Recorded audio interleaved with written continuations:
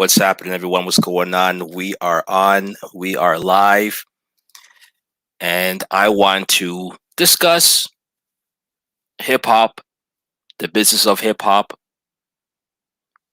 the cancel culture that is a part of hip hop, and how it has affected the baby. But not just him. There are many other people that have been affected by hip hop as well too. So I want to discuss all those things, and I want to break down a couple of details regarding why I think, again, this is my personal opinion, but I'm going to have certain things to back it up. But why I think hip hop, or I guess rap music, is not music for the people. It's not really music for a culture.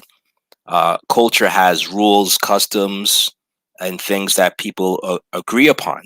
And based on what's happening in hip hop and what's going on with the rap music, I don't see that as the case at all. Okay, so a couple of things I want to go over. First of all, everyone should know what has happened to the baby, right? If you are someone who follows hip hop, if you are someone who is on the internet and you know what's going on, then you know that the baby was pretty much called to task for comments he made during a live show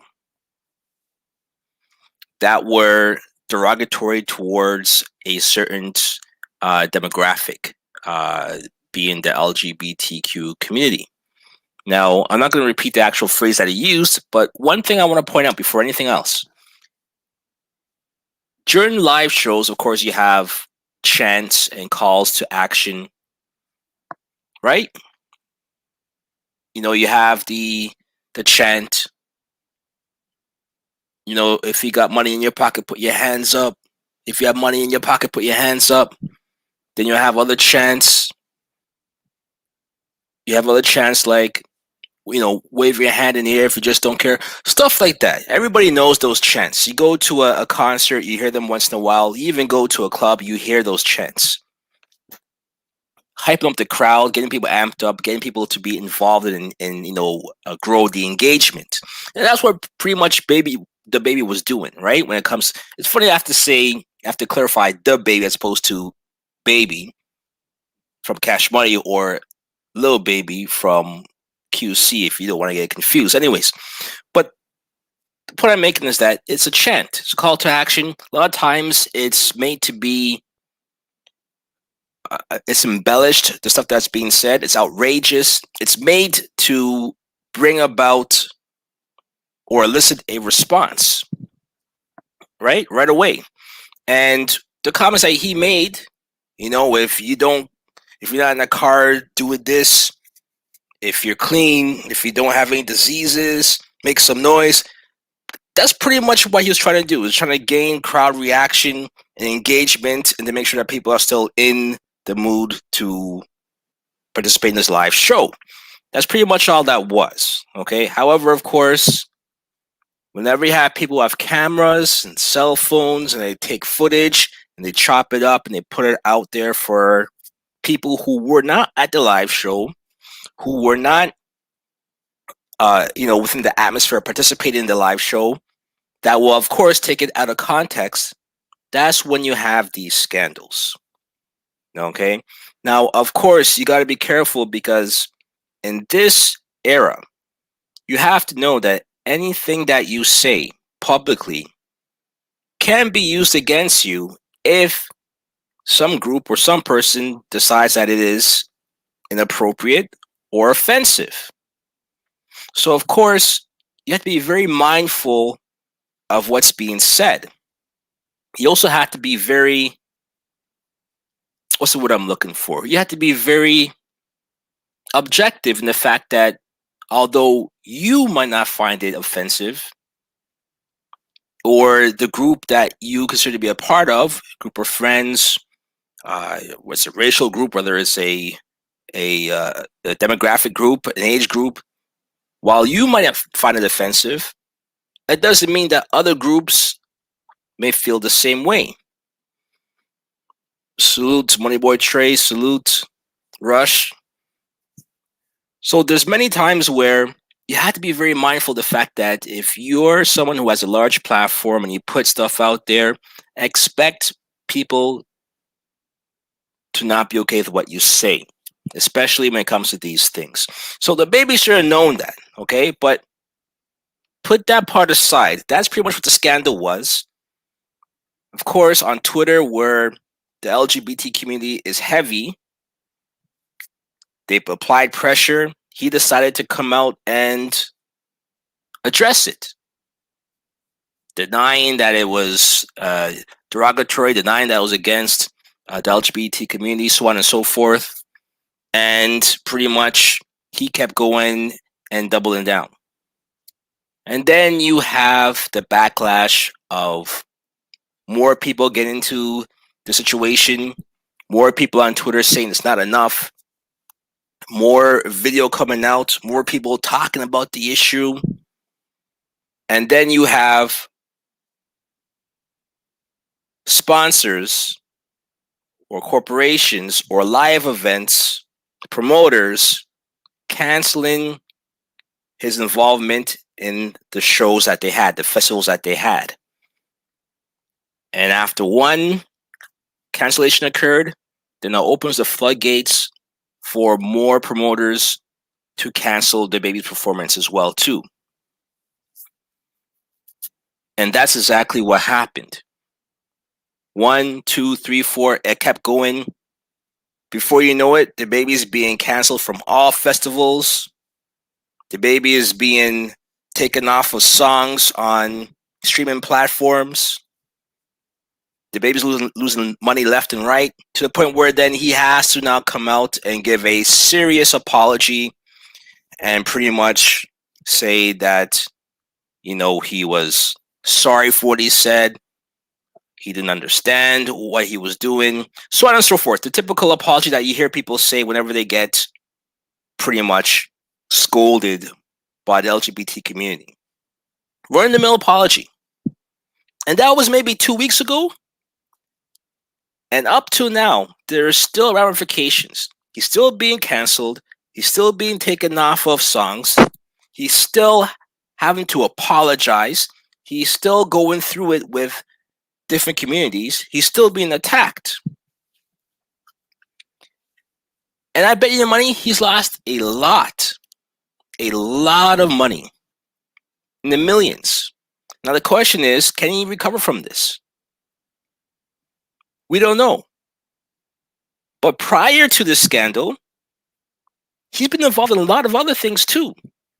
Shootouts, whether it's involving him directly or indirectly, fights, assaults on video, a whole bunch of allegations towards the baby, a whole bunch of issues that the baby was involved in. And right before this whole scandal with the LGBT community, he had that issue with the two young black boys who were selling candy, chocolate bars for charity. And he embarrassed them on social media and put it out there. And a lot of people were upset by it, but then you had a lot of people officially that were okay with it, that were scolding the black boys. So he didn't get canceled for those things. They had no problem with his lyrics. They had no problem with the subject matter of his songs. They had no problem with all those things.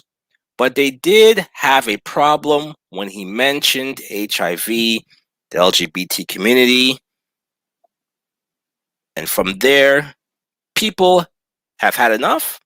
Or is it one community is now saying, oh, you have something bad to say about us? We're not having it. You could get away with saying bad things about other people in other communities, but not this community, and therefore now we're shutting you down. Okay? But this is what I want to point out. And this is what I think is very important, okay? Back in the days, in the 90s, the 80s, before Napster, hip hop artists or rappers, who did they answer to? Who was the group that they had to cater to? It was the fans. The fans. There's nobody else. There was no corporations. It was no LGBT community. It was no conglomerate or organization or charitable group. The only people that they had to answer to were the fans. And why is that? Or why was that? It's because they sold records. They sold their music. So in other words, if their album sales remained the same or skyrocketed, then they're vindicated. No matter what BS they're involved in, no matter what they said, they were vindicated. Case in point, when you look at Tupac and the things that were going on with the whole East Coast and West Coast beef and the diss records he put out against Biggie and the things he said about Faith Evans, a lot of people weren't used to that type of assault towards another rapper on record. It was new. And guess what? It made money. The labels didn't mind. Because as long as the records sold, they were allowed to do whatever they wanted because the people are responding favorably. Right? And although, Moneyboy, you're right, technically they have to answer to the labels, but the labels are not going to say anything as long as the money keeps coming in. Right? When you look at Death Row and Suge Knight, their distributor was Interscope, Jimmy Iovine. They were business partners. Everybody knew what was going on at Death Row Records. Everybody knew all of the issues behind the scenes, but no one cared as long as the money kept flowing. Whether it's Snoop Dogg, Dre, the Dog Pound, the Above the Rim soundtracks, as long as the money kept coming in and people were responding with their hard-earned money to buy these records and these CDs and these tapes, people didn't care. My apologies, not people. The record labels didn't care. They got the money. Right? And if you fast forward, well, before I fast forward, I do want to say this. So when you have people like Tupac doing all that he did prior to his death, and people bought his records, it pretty much created a blueprint where you could create a feud and diss another rapper, a rival rapper, for promotion.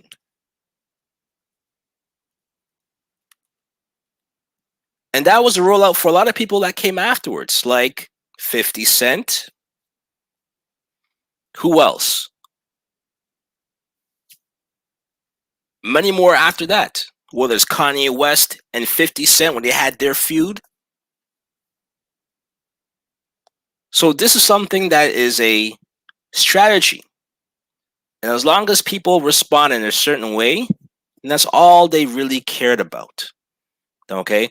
Now, I wanted to show a picture very briefly. And I think this is a picture that you guys have probably seen before.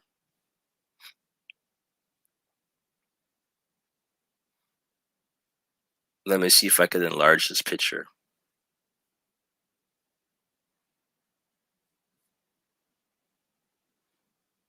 This picture right here.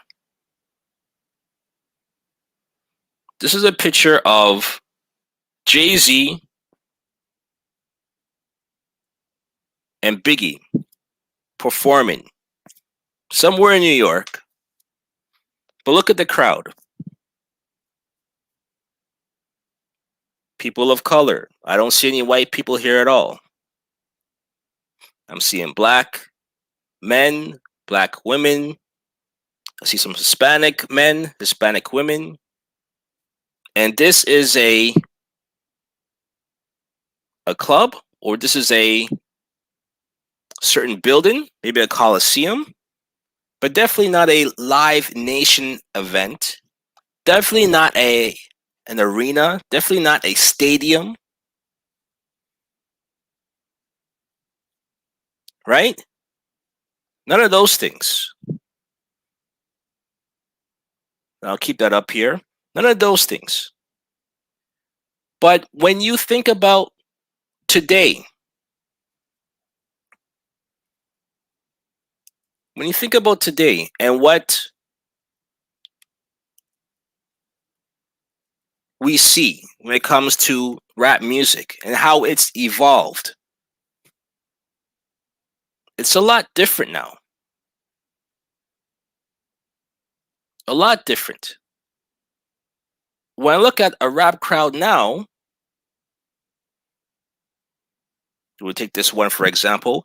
We look at a rap crowd now, and let me enlarge this here so you see it.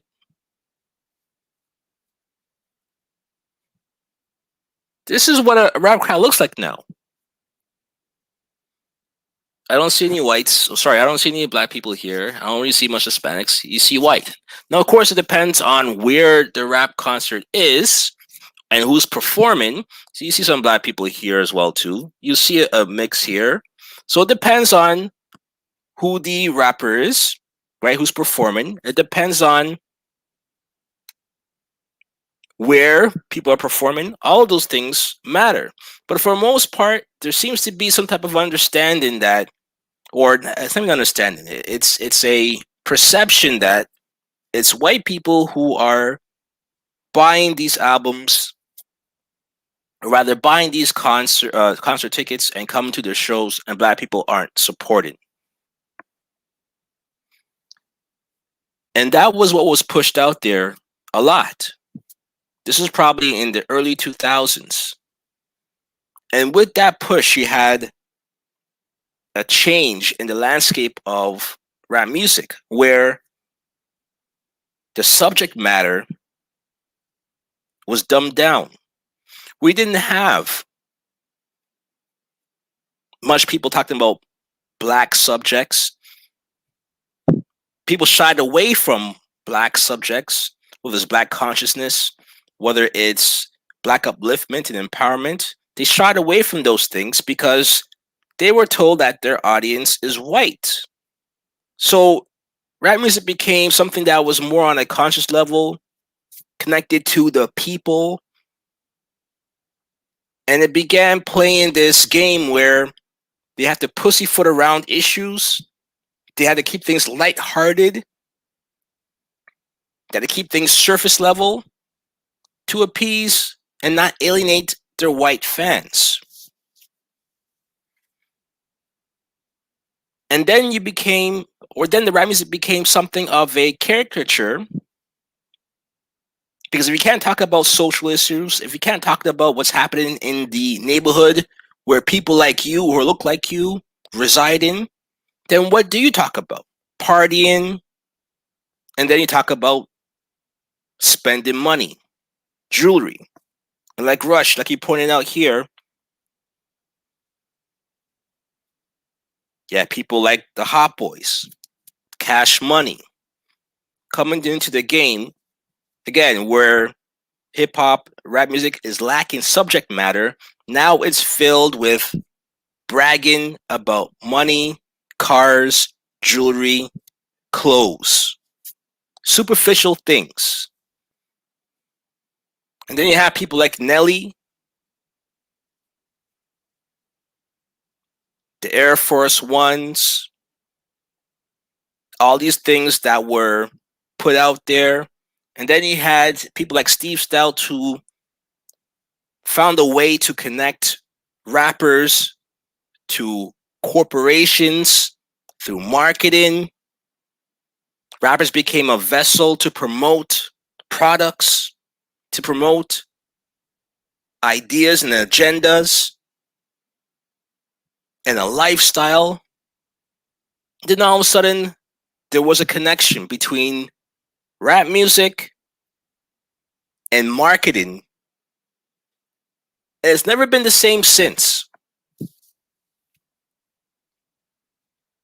Because once that connection occurred, where you had rap music and companies in bed with each other, at that point, rap music lost its soul. Because we all know for corporations and companies, not only is it about the bottom line, it's also about not having a face.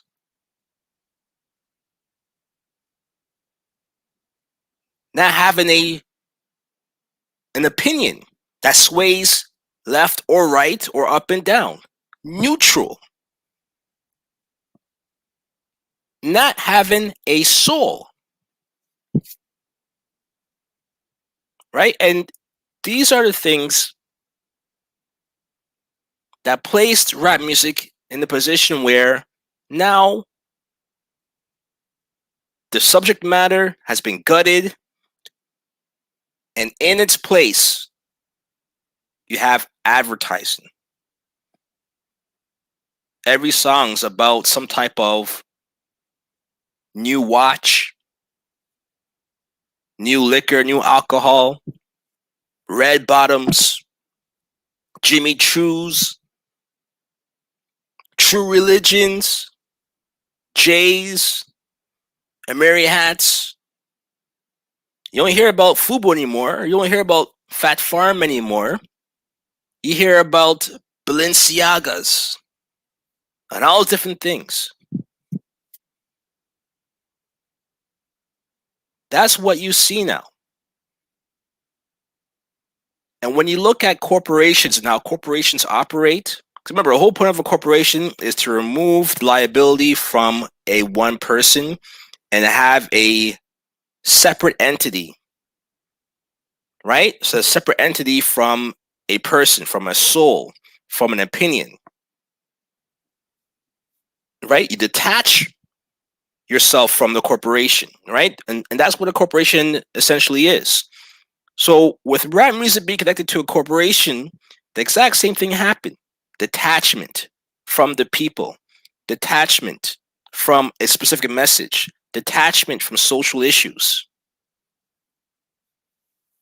And when you have stuff like that, and you have people who do not see social issues as important or do not see social issues as something that is connected to rap music in the whole, then you have a lot of things that happen like gentrification. You have certain things like racism happening in certain areas. And you also have issues in regards to who becomes the new face of rappers. Because if it's about selling things, then it's about numbers. And if it's about numbers, then it's about being mainstream. And if it's about being mainstream, then it's about who is the majority. And if the majority, as I once said, if the majority looks like this, right? Or the majority looks like that,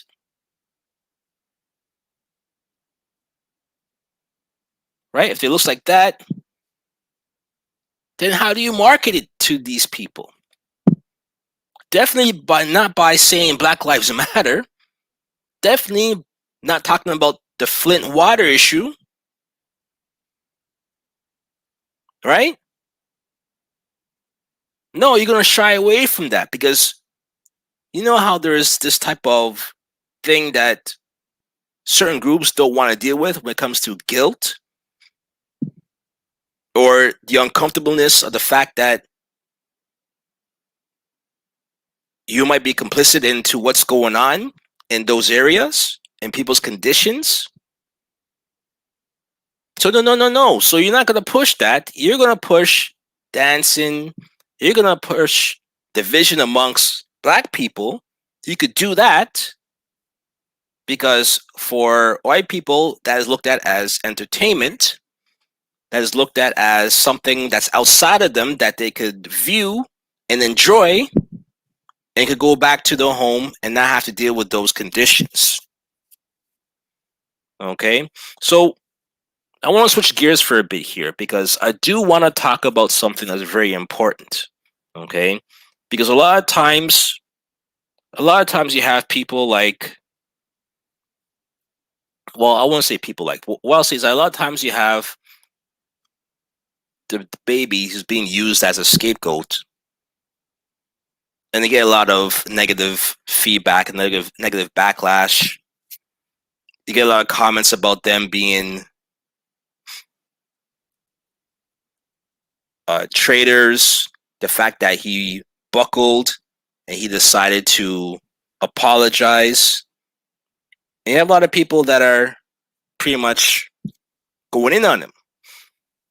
Okay, but one thing I do want to say, and I think that this may be a controversial take, but here's what I want to say.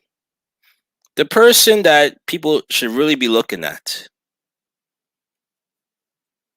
the person that people should really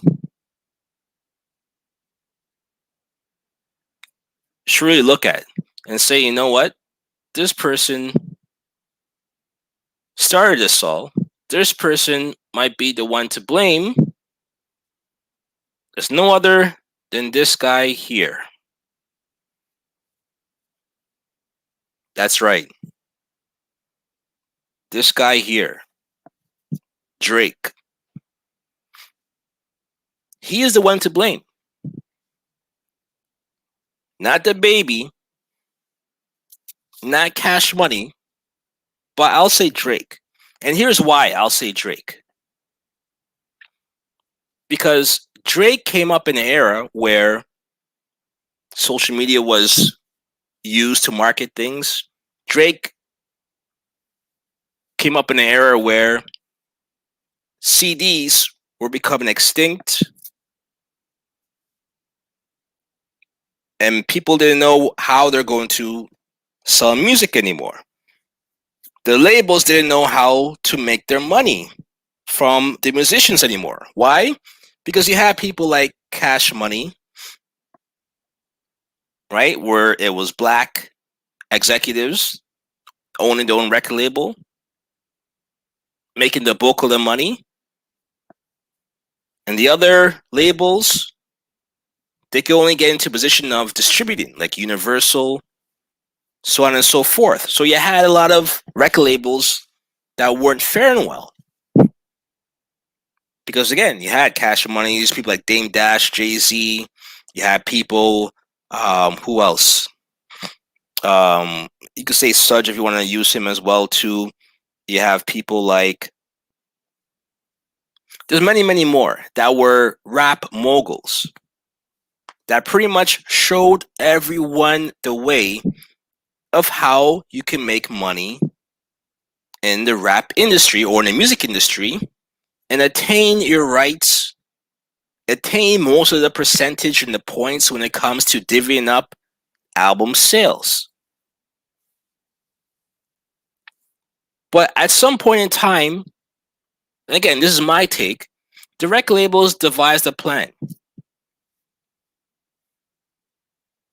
because they were being left out of the equation. But somehow a plan was devised to the point where CDs are no longer being sold. It's antiquated. Now it's become a situation where no one wants to buy CDs. The Apple iPod came out. People listen to music on their phones, not on a stereo, not on a box, not outside amongst your friends, not in the car, but in headphones, all to yourself. At that point, what was happening? You got this whole streaming service that comes into the game now, where everything is through streaming. If you want to purchase music, If you want to purchase music, what happens? You can't buy it anymore. You can't own it anymore. You could, but it's a lot harder to do now. I remember when I made my first purchase on my phone for music, I couldn't download it. I could only access it through Google Music. So in other words, I couldn't use my apps like Power Amp or like what else? What else do I have here when it comes to like Winamp? You remember those programs that allow you to play music and create a playlist? I couldn't play music through those apps anymore. I had to use Google Music. And I could see my song that I purchased for $3, one single song. And it was a song that was so obscure I couldn't download it anywhere else, through torrents and through all those other illegal ways to do it. So I had to buy it. And I bought it, thinking I could take that song now and do with it as I please because it's mine. No, I could only access it through Google Music, so I couldn't add it to the rest of my songs to create a playlist. I couldn't play it on demand. I had to log into Google Music and play that one song that I have. And I realized from there that I don't own the music. I'm leasing the music. I don't own any of this. It's being leased. I can't do what I want after I purchase it. It's like like I said, when you go to a dealership and you get a lease, you can't customize the vehicle after that. You can't put in new rims. You can't add in a sound system to it. You have to keep it with the stock equipment that's on it. You can't soup it up. You can't do anything to it. Why? Because you don't own it. At some point, you're gonna have to give it back, right? And what we've seen. That's right, Rush. That's the new wave now, digital distribution, right? So what we've seen is the exact same way with music. Yeah, you could give us money, but you don't own the song. You can't do what you wish with the song. You can't take the song and add it to a playlist that you want outside of this system that we're created. No, you can only listen to it in Spotify, in Apple Music, in Google Music. There's my Google. That's my phone going off. So you can only hear it in those platforms. And what we see now with YG's song, was it Meet the Flockers, where they removed it from all digital platforms because of it being quote unquote offensive to Asians. They removed it. So in other words, if I had that song in my playlist, and if I'm paying a subscription for it, I'm thinking that it's my song. Meanwhile, if I go back to that playlist and try to play the song, it's no longer there. How many times does that happen to you where you go into your DSPs, digital service providers, and the song that you once listened to is not there?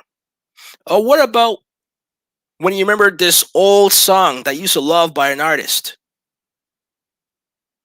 and you try to find it on Spotify, Apple Music, and it's not there?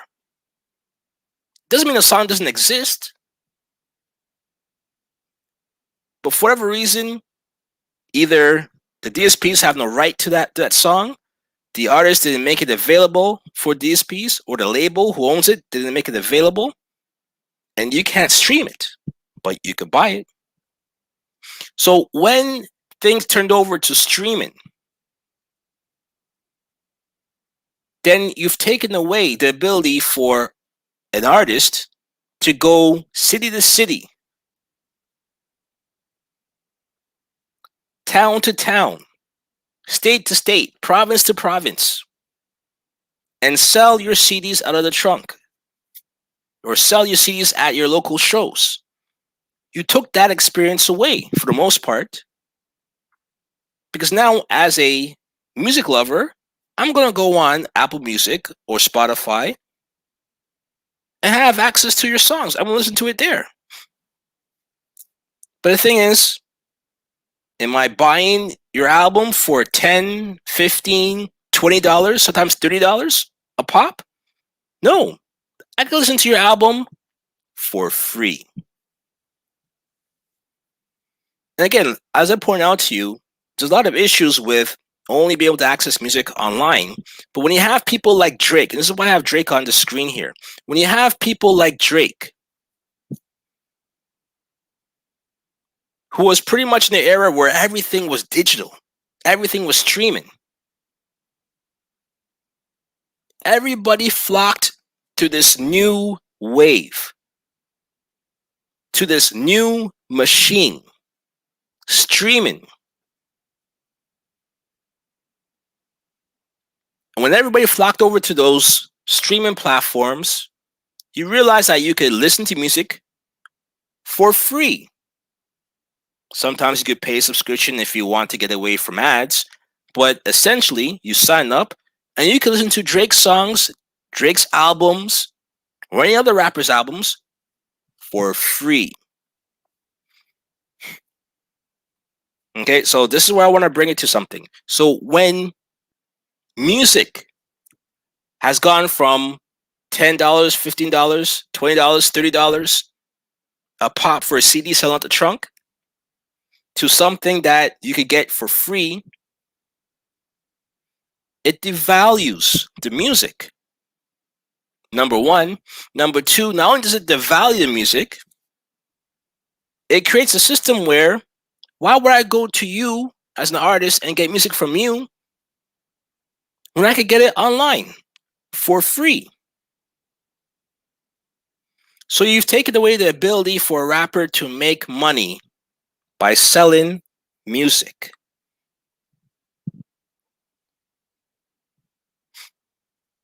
Right? So you take that away from rappers. And when you do that, the question becomes, well, how do rappers make money anymore? Remember Method Man asked the question on the Math Hoffa podcast, or the show that he does. How do rappers make their money? Because people don't realize how. They don't know how. And this is where you have to look at different models like Facebook, models like Instagram, models like Snapchat, and all those different other social media platforms where you could use the service for free. And people didn't realize, because this goes back, again, like I said, the 2000s, people didn't realize what they were signing up for. Wow, this is a great service. I get to talk to all my friends and I can do this for free. Not realizing that the product that you were using wasn't the product. The product was you. Your photos don't belong to you once you put them up there. Your habits, what you decide to like, to poke, or to leave comments on, are monitored. They're stored. And they're being used later on, as we found out, to sell to marketers and advertisers and companies who can use that information and say, this is my target audience. The guy who likes Jay-Z, the guy who has a lot of rap pages that he follows, the guy who buys concert tickets, all that information is available. And you will get ads specifically tailored for you that has the highest probable chance for you to click on those ads, and they could gain revenue from that. And all that was birthed from Drake being on streaming platforms. Because now it's not the music that's being sold, it's the Drake channel that's being sold. You put Drake on a playlist, you put Drake on your platform, then you know that billions of people are streaming his music, then that's equivalent to billions of people watching the Super Bowl. And when you have billions of people watching the Super Bowl, you have a captive audience.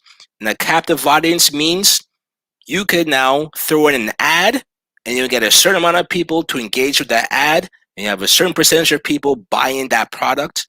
And that is more efficient than putting out an ad on television on a commercial that interferes with the TV show that people no longer watch anymore on that medium, television. And a lot of people are using services that have no advertising within the program anymore. So how do you get to your target audience? And this is why you have streaming platforms, to reach the demographic that is most likely to purchase things off of emotion, 18 to 24 or 18 to 34. And that is the demographic that rap caters to. And this is why, out of all of the different genres of music, rap music streams the highest. Rap music streams the highest. But the odd thing about that is that although rap music streams the highest, it doesn't sell the most. It's not on the top of the charts, on the charts, whether globally or even within the states. And this is an interesting thing because I want to bring up something that I think you guys should take a look at here, okay?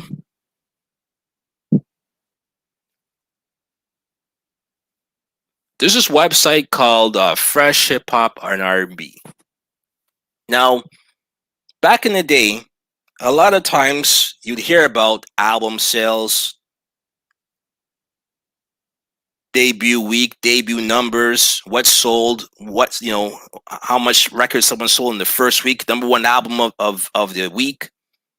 And a lot of times you hear about rap albums selling 400,000, 500,000, like Kanye West and Eminem, but those numbers have dropped significantly. Because like I said, they went from CDs to listen to music for free. And if you're not buying and you're streaming for free, the numbers and how it's viewed, it's skewed. Okay, now again, in these times, I want to show you something because I'm looking at album sales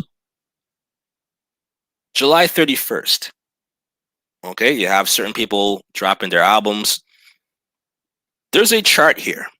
Okay, I'm not sure if you can see it. Let me increase the size, okay? So you can kind of see what I'm seeing here. There's a chart here. So this is this week's album sales, right? Number one, the chart starts out with number 3. Pretty much what that means is that number 1 and number 2 aren't hip hop albums. It's a different genre of music, all right? A different genre of music altogether. But it starts off with Doja Cat, Planet Her. So these are album streams, around 60,000. And these are the sales, 509. So what that means is these are real sales as far as what people actually bought. For people who still buy albums online or maybe CDs, they still have it. That's what they bought. Okay. Then you have the Pop Smoke new album, Faith, just under 1,000 in hard copy sales, 38,000 in streams. Number 5. Okay. Let's scroll a little bit down. You have people like ESTG who debuted, 28,000 in sales and streams, 2,000 in sales alone. That means buying the actual album. Then you have Young Blue with his Moon Boy, came in at number 13, 2,000 2,208, right? 2,208. That's his debut. That's what he sold in total, right? As far as sales and streams. Okay. I want you to take a look at these numbers here because these are the actual album sales, not listening to music for free, but actually people who purchased the album. Okay. When you look at some of these artists, like the Pop Smoke, the Polo G, the Moneybag Yo, you see how the albums that are actually being purchased, they're very small, right? They don't even break 1,000. Very small, although that's been on the charts for a long time. So keep that in mind, right? That's been more than a year now, right? But look at the rest of them. But then you look at the ones that have sold. The Weeknd, it's a top tier artist. People actually buying his records. Justin Bieber, a top tier artist. People actually buying his records. Post Malone, Hollywood's Bleeding. This is an old album. It's still on the charts, still streaming. People have bought more of his records, this old record, almost equivalent to Polo G. And Polo G's album came out in the last 2-3 months. And this has been out for a year or more, a year and some change. So you kind of see where I'm getting with this, right? They have the Migos, the Culture 3, J. Cole offseason. J. Cole's always had a fan base that buys albums. You see him almost in 2000, and he's been, he dropped what, maybe a month or 2 months ago? So you're seeing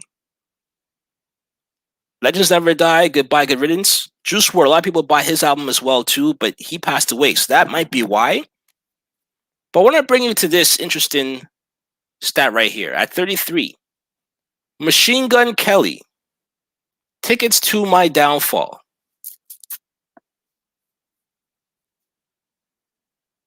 2,000 records that he sold, but streaming only 15,000.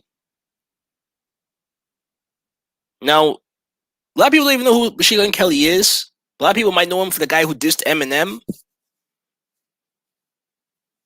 And a lot of people never heard this record or this album at all. But it sold more than J. Cole, sold more than Migos, sold more than Bieber, almost The Weeknd. Young Blue, who just debuted, barely outsold him. And this album, Machine Gun Kelly's album,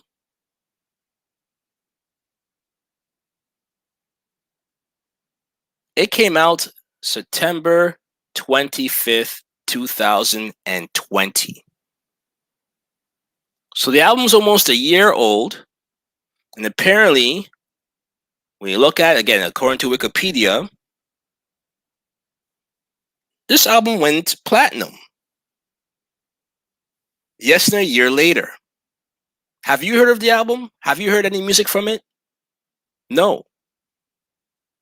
But look at the amount of physical copies that are still being purchased today.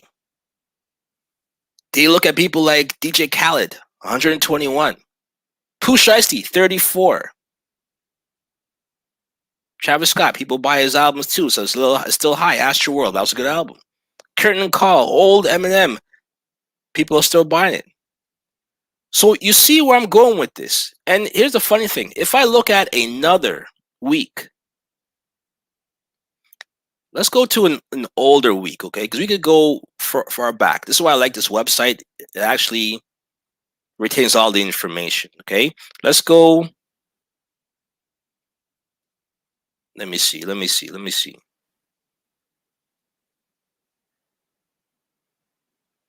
Okay, we'll go with this one. With Slime Language. And this, as far as album sales, right? The Young Thug, Gunna, and YSL, Slime Language 2. This is their debut. You hear this on the radio all the time, right? You hear on the radio all the time. Lil Durk, The Voice, 29 albums sold. But look, he streamed 20,000 more than Machine Gun Kelly, who only streamed in comparison 17,000, but he sold 900. So in other words, he's selling more today than he did 3 months ago. So the point I'm making here is that the people who you think are actually doing well or selling a lot of records aren't selling a lot of records at all, but their streaming numbers are high. So the question becomes, how are rappers making money if people aren't really invested to buy their music? And that's because they sell products. They sell shoes. They sell gadgets. They're spokespeople for large corporations that sell alcohol, clothing, anything that you could put in a rap song, you name it, they are selling. So in other words, these rappers are not rappers. They're not making music for the sake of making music.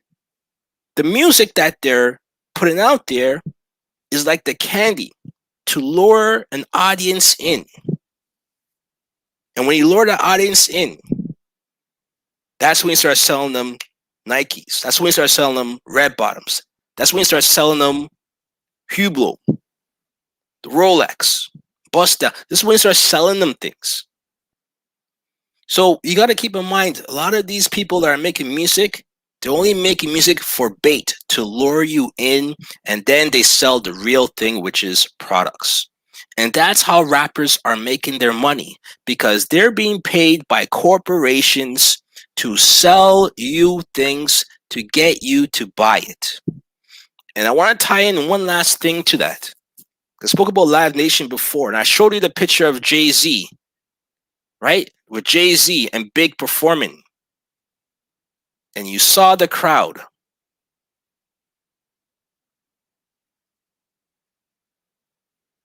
You saw the crowd.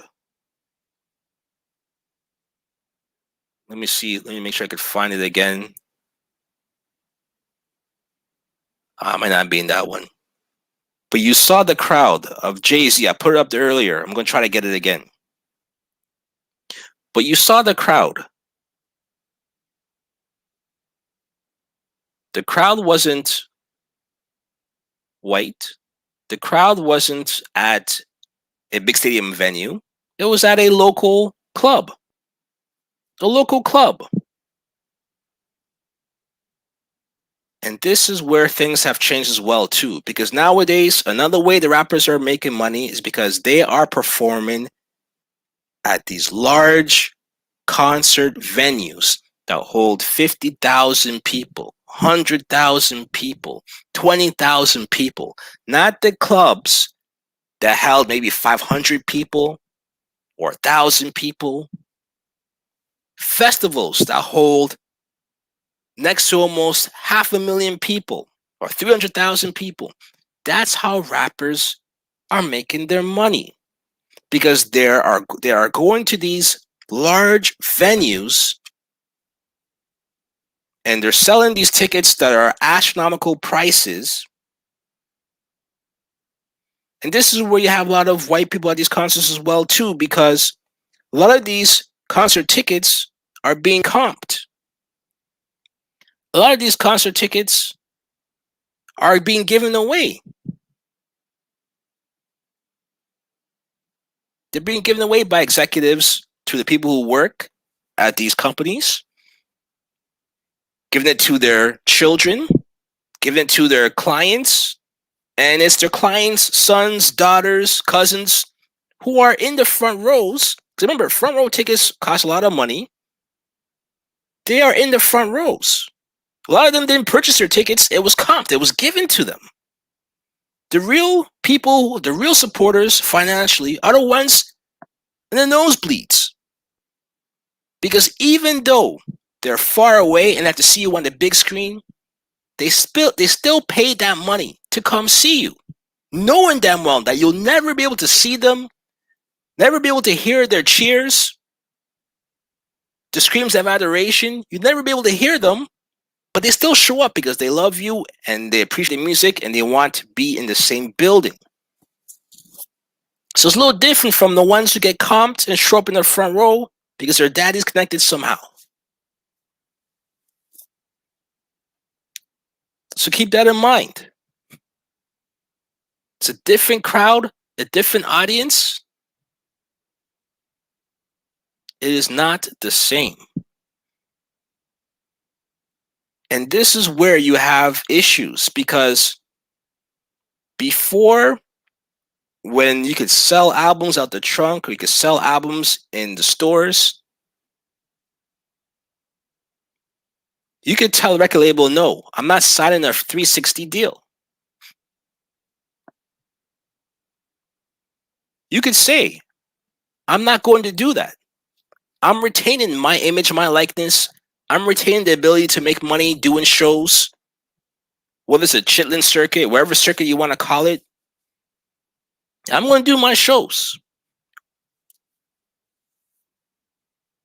And I'm going to make my money that way. But no, today's rap artists, they're in 360 deals. So the labels are getting cuts from the shows. The labels are getting cuts from the merchandising. The labels are getting cuts from every single aspect of you making money. I had a crush on this girl right here. I don't know if you see her. I remember because this picture was on the Jay-Z in My Lifetime. I don't know who that is now or who she was then, but she was fine. Anyways, sidetracking. But yeah, this picture was on the Jay-Z in My Lifetime in the album sleeve. Anyways, the point I want to make here is that the labels have their hands in everything now. Before, people used to warn you about signing 360 deals. 360 deals are the norm now.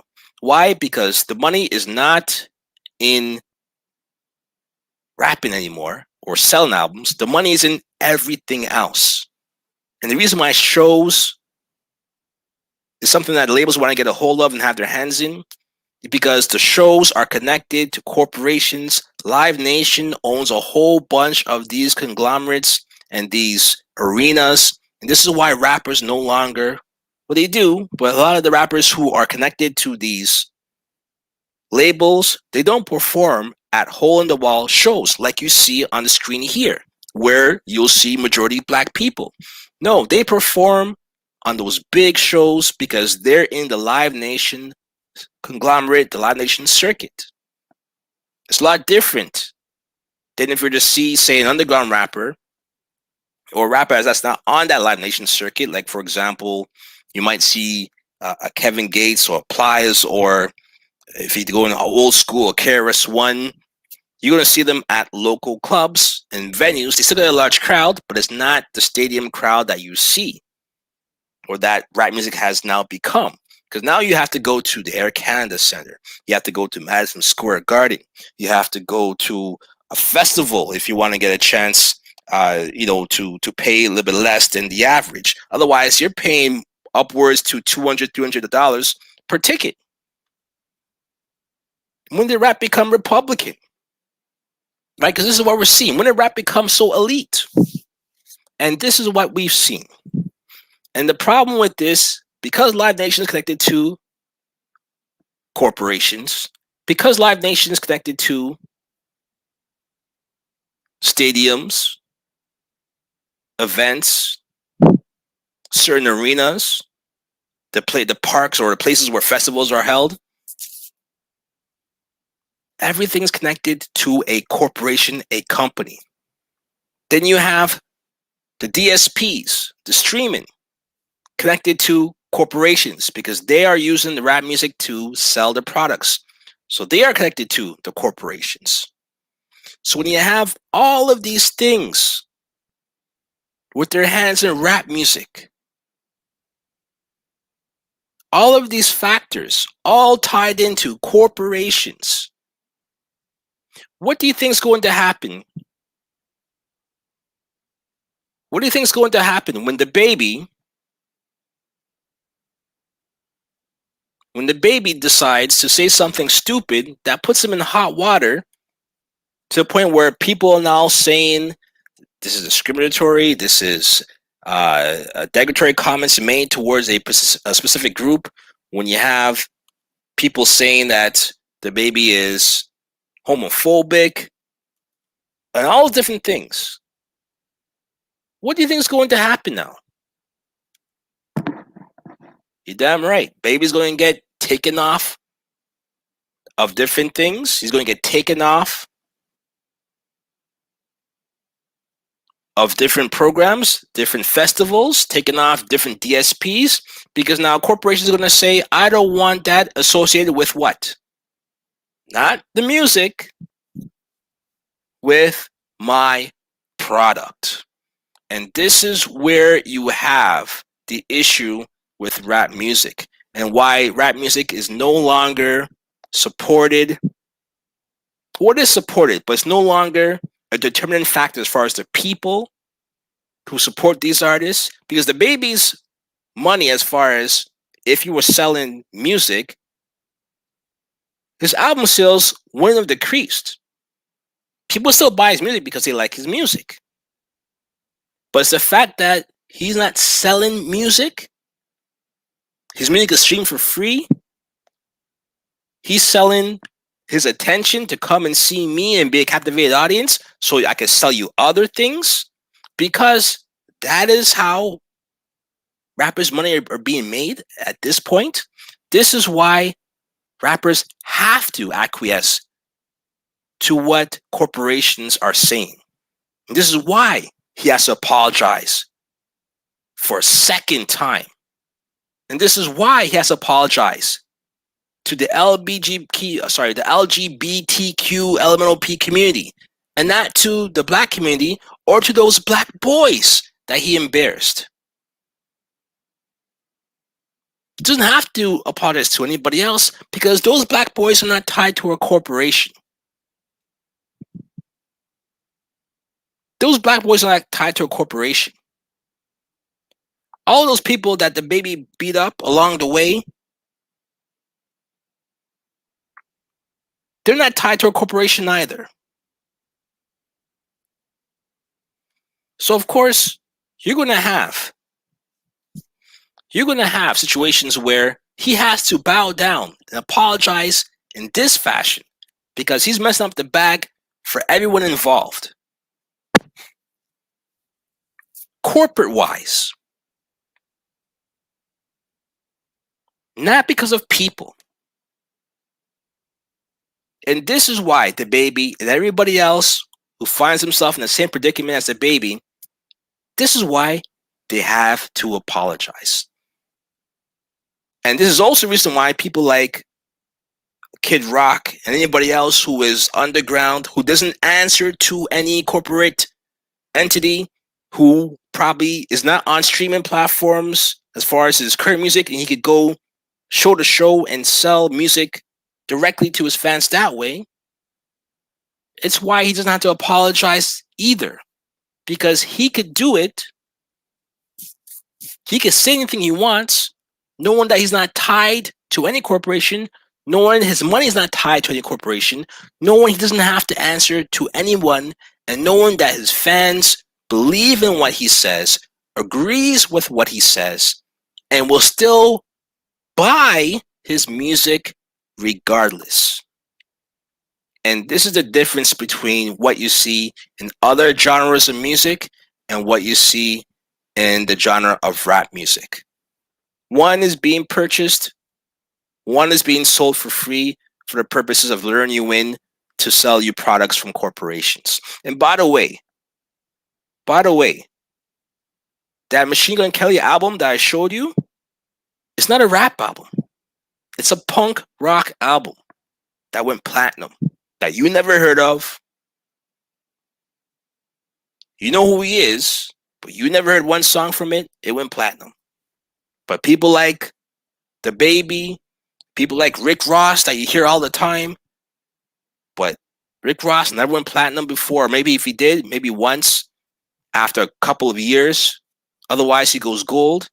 But you hear about Rick Ross all the time. So these are the things I want to point out to you. That's pretty much my soliloquy, if you want to call it that. I put up a link. If anyone wants to chime in, if anyone wants to add to what I've said in regards to rap music and why Dababy was able to be buck broken in the way that he was, and why he's not able to stand up and use his fans, his quote unquote supporters, and ride with them and saying, if someone disagrees with what I have to say, even though I apologize initially, there's nothing more I could say. I'm going to keep doing my shows because my shows are for my fans, and the fans that want to support me and buy my records. But we all know that's not the case because his shows are tied into corporations, and his fans don't buy his records. His fans stream his music for free. And that is where rappers today lost their power. That is where you have issues like this.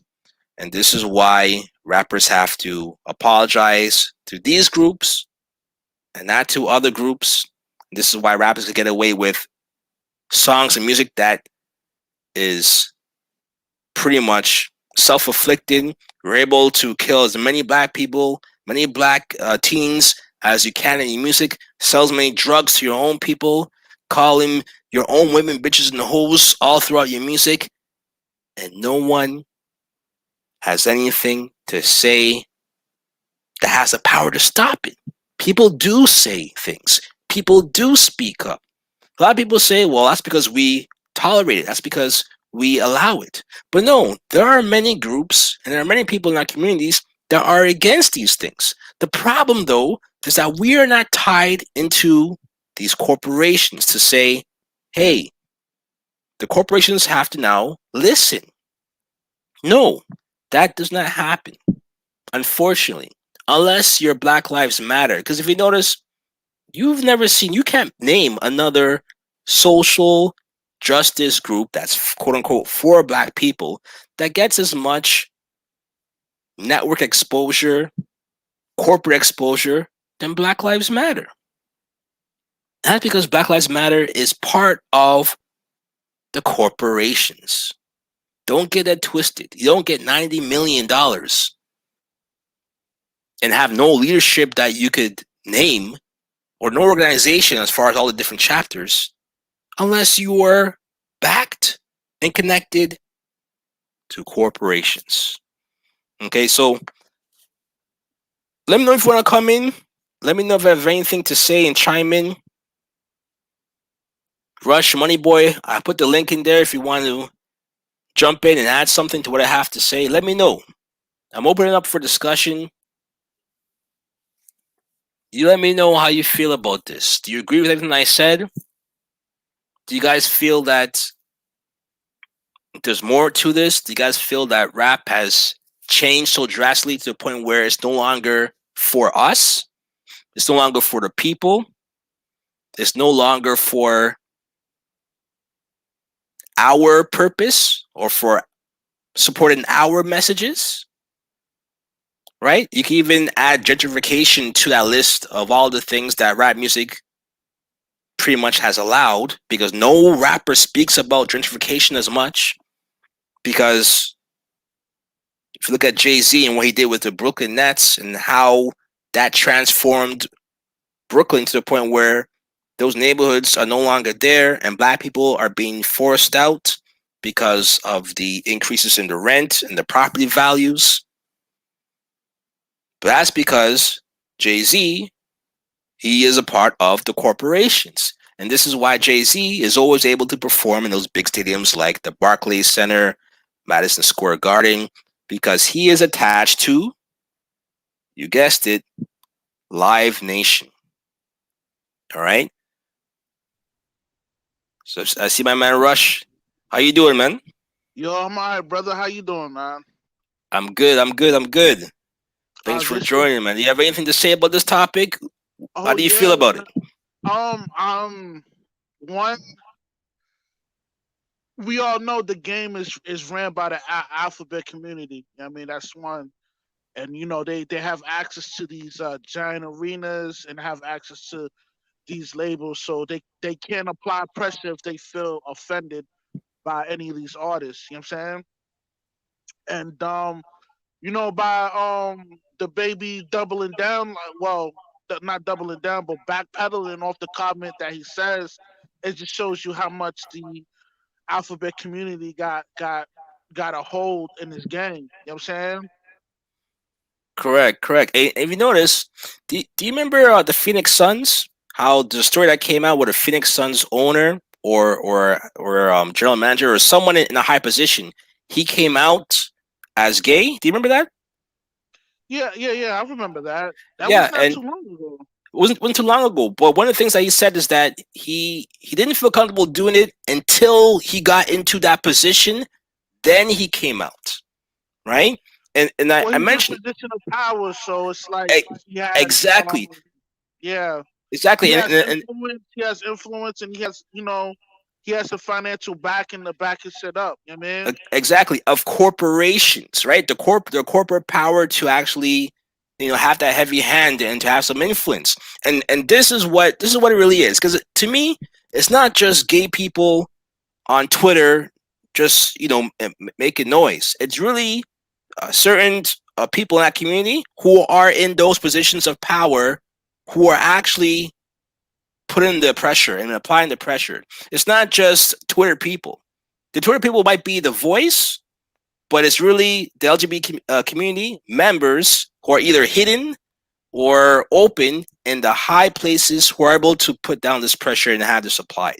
That's really what And it you see is. the worst part about the alphabet gang, like some of them are rolling with the alphabet gang silently. So you got to be careful, and especially in that kind of setting, you got to be careful what you say around all your surroundings because you don't know who's rolling with the alphabet gang, and you don't know who you're offending. You know what I mean? Exactly, and there's a lot of people that are walking on eggshells, and they don't want to say anything that might be viewed as upsetting to them, but they have no problem saying anything that would upset either a black woman or anything that might upset another group of people who might not have that corporate backing behind them, right? And Right. to me, Now these people you're talking about, they're not in a position of power. A lot of these people that's like cocksuckers, they're in a position of power. You know what I mean? yeah, Like judges, senators, you know what I mean? Executives. A lot of these niggas be low key cocksuckers. yeah, yeah, it's true, and that's part of the issue, right? You don't really know who's in these places, but the one thing that you'll notice is that when it comes to who we feel that we could offend, it's never that community. And we saw what happened to Nick Cannon. I didn't even mention Nick Cannon, but we saw what happened to Nick Cannon when They he shut them made down. when he They made shut that them certain down. statement, and he was shut down as well too. But you could talk about black people all day long in a negative fashion, and it's okay. And the problem is that a lot of times people say that we are the cause for it, that we're the ones who are allowing it. Meanwhile, we're not allowing it. We don't have a say in it. Do you know what I mean? We don't Yo, have a we don't have a that's say. not even a scary part. This community is growing. You know what I mean? And it's grown even stronger.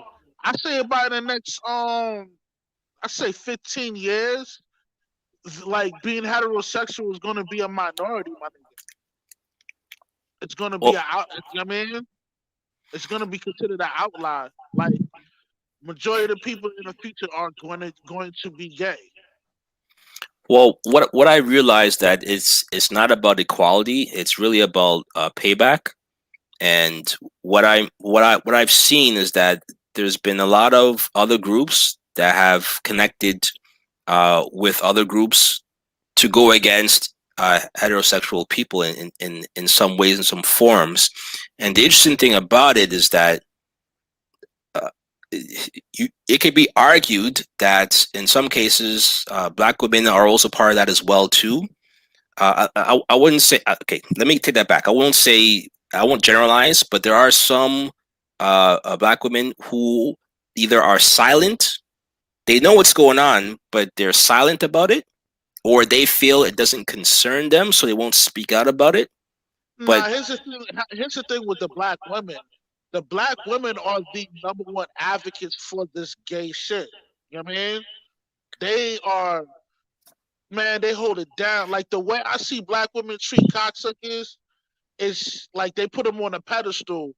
Like black women respect a cocksucker more than a heterosexual male. That's a righteous heterosexual male. but Like why do you them think that two, is? because majority of them are raised in a single mother household, and anybody that's raised in a single, now I'm not saying all, but majority that's raised in a single mother household, they have a problem with male authority. That's why a lot of them get locked up.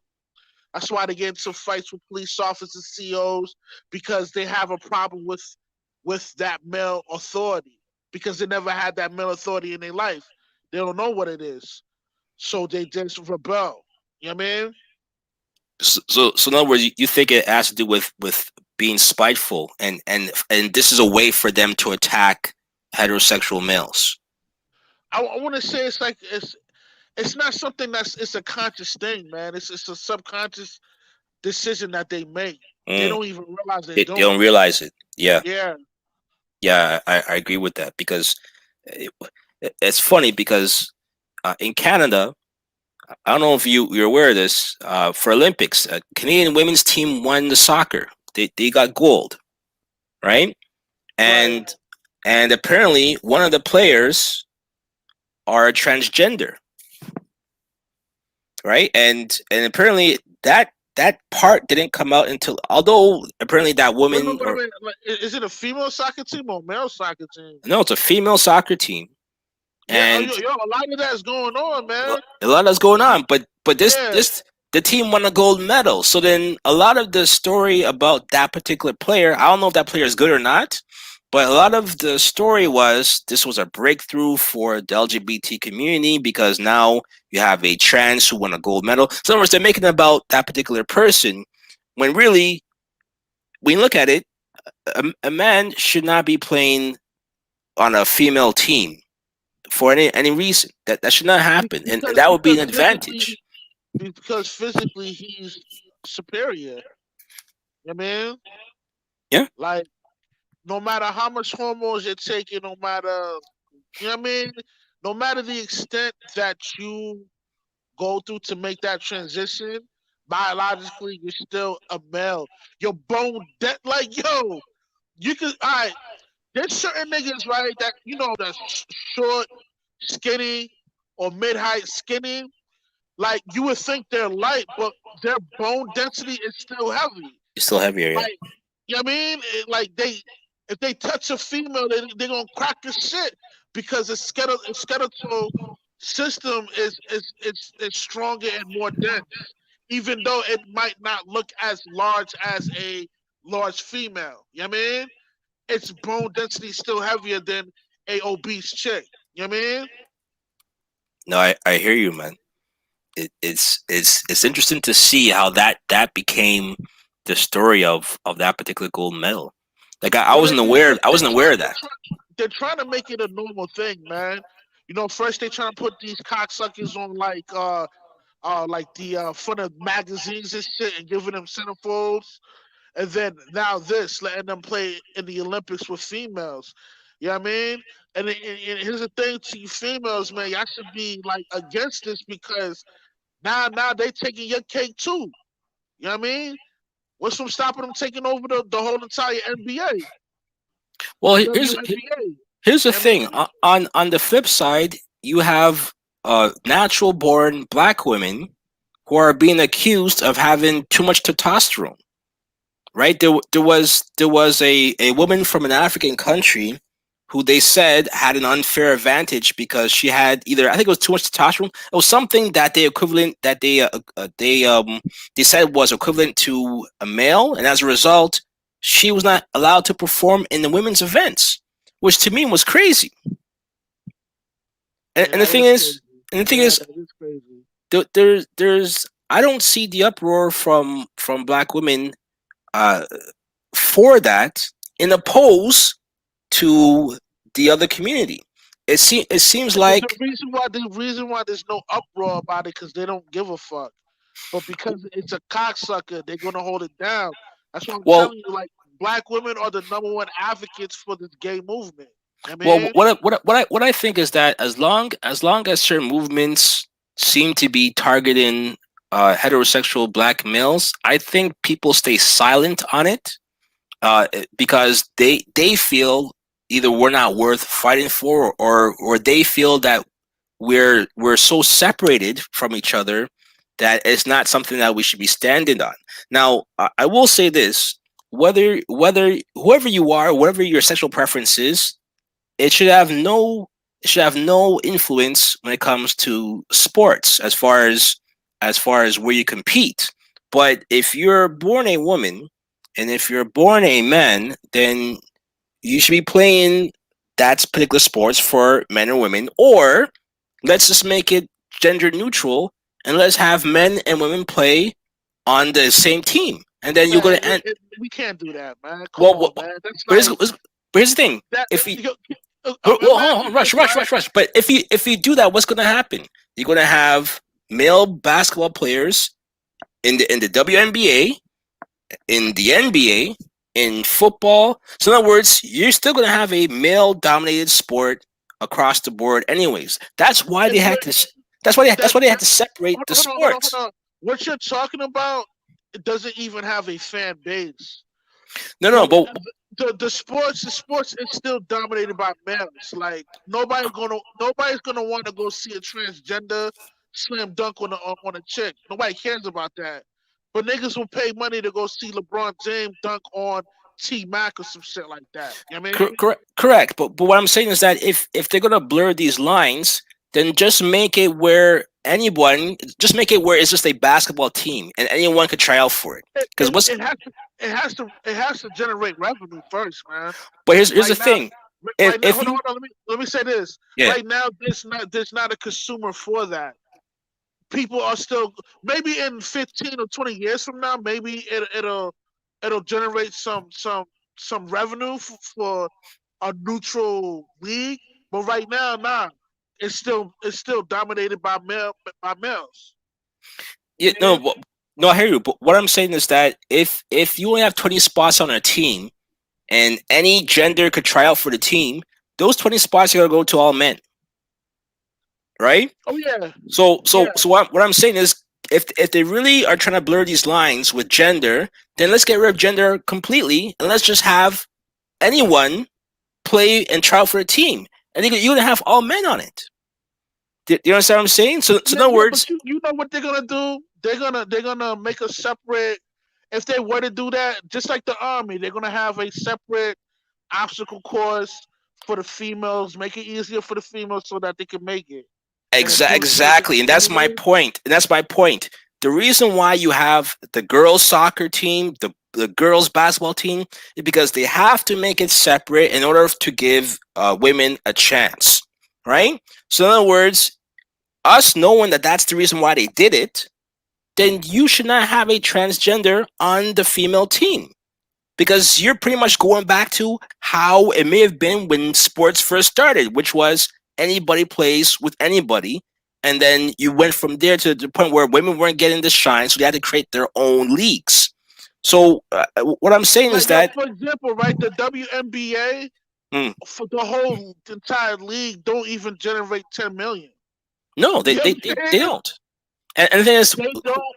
if you were to Nobody ask a goes. woman, if you were to ask a Nobody goes. woman, where do you want to Nobody watch? cares. You know, Nobody cares what they do, man. Like I no, ain't gonna like. Come on, nigga. I no, I I don't. I agree. don't care what you know what I mean. And even the women don't want to watch it. The women want to watch LeBron James. Yeah. They don't want to see Cheryl Swoops. You know what Nobody I mean? cares what she does. You know what I mean? Even But when everybody cares what LeBron does. You know what I mean? even when that woman was dunking, they still didn't want to watch. They want to watch Leslie dunk. They still want to watch Kobe dunk, right? And that's the fact. Yeah. But I'll be honest. I rather watch Serena play tennis than watch one of those male stars play tennis, because I don't even know who the male stars are in tennis.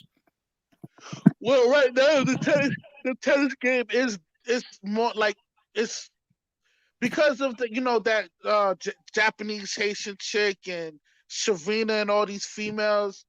Like they're the one that's getting the most publicity for tennis right now. You know what I mean? Like everything's magnified, like the media's magnified on them because they're what's hot right now for tennis. These females. Nobody cares what the dudes do in a tennis league. You know what I mean? Like, yo, how many of us get together and watch a tennis match and eat chicken wings while watching that? Nobody gives a fuck what niggas do with tennis, man. We You, don't you care can't about you can't even get chicken wings at a tennis match. but I'm saying, you know what I mean? That No, just I shows hear you you. that it's not something that males like us give a fuck about. Now we'll sit down and have a gathering to watch a Super Bowl or you know what I mean, or the finals for basketball for the NBA. But other than that, we don't give a fuck what niggas do with tennis, man. You know what I mean? Yeah, there's certain sports that black people will gravitate towards, and white people gravitate towards other sports, and so on, right? So, yeah, there's all types of things like that. But again, if you want to blur the lines with the gender, then let's blur the lines and let's just have one league for all talented players. And if a woman is just as talented, then let her play in the league. But more than likely, majority of the She won't players shine. are going to be men, Yeah. right? And then what happens then? Come on, man. What about high school boys played against a professional soccer players that's females, and the boys dominate them. Yeah, you, High you can school even go boys, back earlier to grade school when you used to have the boys relay, and then if you were fifth fastest or sixth fastest, they put you in the mixed relay. It was two boys and two girls. You remember that? yeah, yeah. They put you in the That's mixed relay with the two girls because you weren't fast enough to be in the all boys.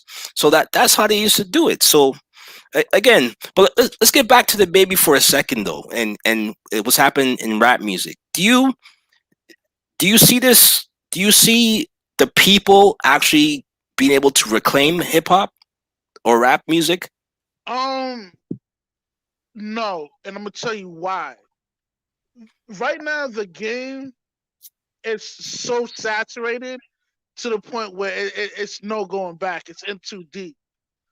We as a people don't even own that music no more. Hip hop used to be a form of an expression for poor niggas from the ghetto. Now it's just something totally different. It's like it's like this, right? You put out so much bad music to the point where the consumer don't even know what's hot anymore. Even if you were to put something out that's good. You know what I mean? Mm, Because it's not familiar with good music. You know what I mean? yeah, yeah. So Y- we're too far gone with that, man. And top of that, we don't own that culture no more. You know what I mean? You know, you bring up a point. I went to bring this up too. Do you know why? This is why I think. Do you know why like there's so many rap albums and artists coming out? It's because at the end of the day, it doesn't matter who's rapping. It doesn't matter the artist because they all say the same shit. They all sound the same. What matters is that the more new music that comes out, it stimulates the viewership, the listens, because people keep coming back to hear something new, new, new, new, new. Out with the old, in with the new. So as long as they have a revolving door of people to keep putting out new music, then you're going to have the same level of listens every week or every month, and then those numbers is what they use to justify paying or charging advertisers the money that they charge to sell advertising or to market to that group, right? Because put it this way, if you look at other genres of music, if it's rock or country, those guys don't put out albums maybe once every 3 years. Because Even they have a back, they have a they have a strong fan base. They always exactly. they The always consistently put out good shit. So therefore, the consumer never changed up. When the ex- game get when these niggas when these industry niggas kept fucking niggas, and we are only race of people that do this shit. Kept fucking niggas over from getting in the game to make money and just hog the industry for themselves Now they're old. So now you got these new wave of young niggas that don't even that's influenced by, your babies, the hot boys and all that with a mixture of garbage. You have this shit now. You know what I mean? Hmm. So No, it's it's true. like, like I said, man, it's in too deep now, and it's far from saving. You know what I mean? It is what it is. Music, the hip hop game will never go back to what it was. You know what I mean? I mean, there's a Y- strong effort through the Griselda movement and all that. But you look at Conway, he already nigga haven't been in the game for 5 minutes. He's already Yeah, wearing a he's already skirt. wearing a You know what I skirt. mean? Yeah, So it's like, he's been compromised already. yeah. I heard he was in the jacuzzi with Diddy or some shit like that. Diddy and Bow Wow, man. Their little sausage fest. It's Yo, man, crazy.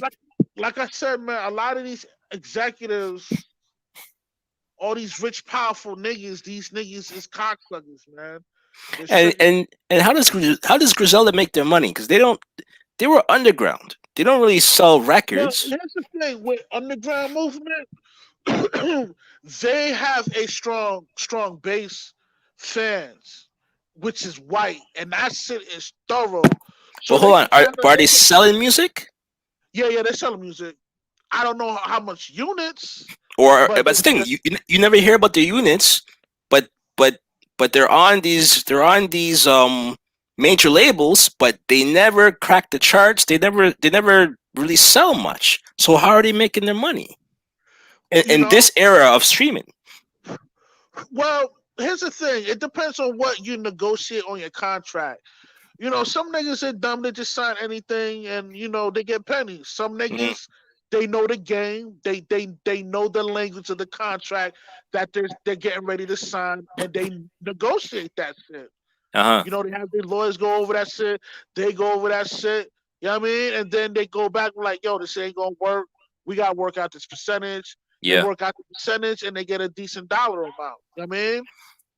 No, I hear you. And it's funny because they're probably one of the few groups that came out that actually own the record label who are making moves.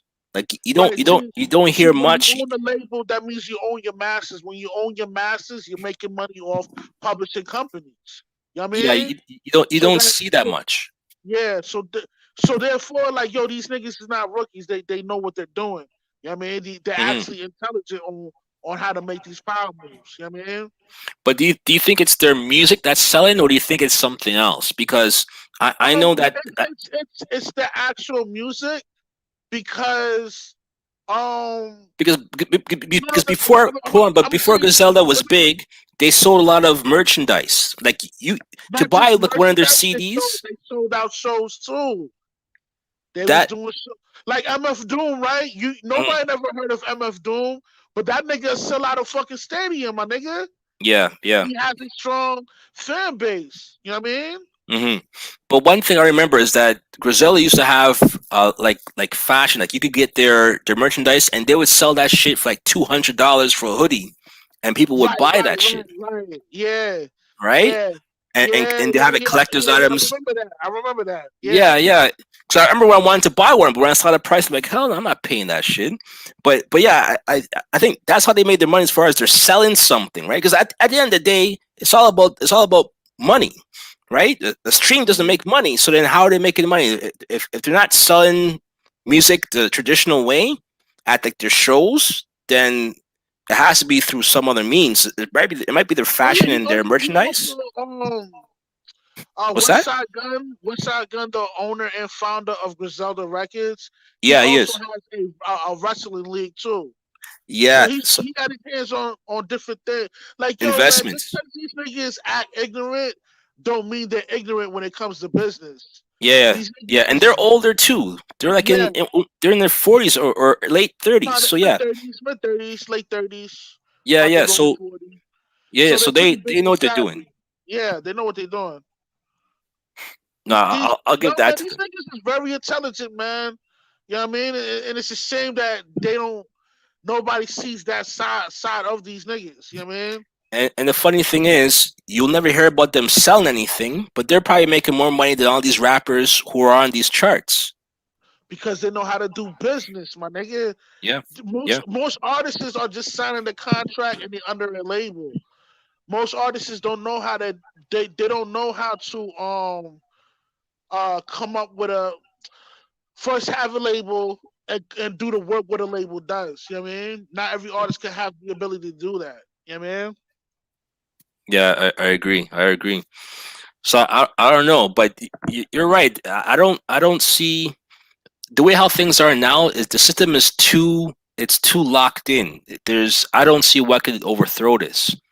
And like I said, with Drake being, I think is the one who ushered in the streaming era, and with what he did, and it's interesting to me because when I think about Drake, Drake has been on Cash Money, who's supposed to be notorious for not paying their guys, and then he Well, was here's the thing. Here's the thing. Here's the thing. As an employer, when you're the employer and you invest money into an artist, the artist really doesn't have a say because he's not putting in the money. You know what I mean? It's still business. You know what I mean? Like if you're investing it into something and you're helping this individual out, so through his career by investing into his career, you're gonna have more of a say than the actual artist because you're the one who's invested into that artist. Now, this is now a lot of artists will not agree with my standpoint because from an emotional standpoint, they want to be creative and they want to be free on what the things they want to put out. But as from a business perspective, yo, business is business, nigga. If you don't know the verbiage on your contract, you don't know how to negotiate, then that's on you. You know what I mean? So do you think Drake has done good business for him? Because he remember, no matter what, if you don't own a record label, then you don't own any of your masters. You're getting a percentage of anything. Drake being on Young Money, Cash Money, Universal, and then he's on, I think he's on Republic now or something. But not Drake's situation is different. He probably has a good management team. They landed on something with Cash Money and they negotiate. See this key word, negotiate. First round, they probably got raped because he was first getting on. So he probably got, he got paid, but he didn't get the right amount of money. So Hmm. after they realized his value, the management team probably came in, negotiate whatever they had to negotiate with the baby. Because remember, it's not just the baby they're dealing with. They're dealing with baby, the baby, his company, and then whatever distribution company that's going through Cash Money, they have to deal with um Drake's management team also. So therefore, this is it's like a second and third party that's doing most of the negotiation. You know what I mean? Yeah, but the pie is still the pie, right? So you can only cut it a certain amount of ways. So how does Drake not being the record label owner or having his own label, being under so many different umbrellas, how what percentage is he getting, or what can he even negotiate? Well, one, we all know Drake sell records, bro. You know what I mean? That He nigga sell records. he does Two, like he doesn't sell records. He streams. no, from the beginning. We're talking about from the beginning when he got put on. That nigga Hmm. sold a lot of records, bro. I can't even front. You know what I mean? Hmm. So that first wave of him winning his reigning of victory allowed him to probably negotiate something with Cash Money. You know? Yeah. Eh, I don't know. That's something that if you notice, no one's ever leaked any information on that. No one has ever put out any details as far as what Drake makes through his deals.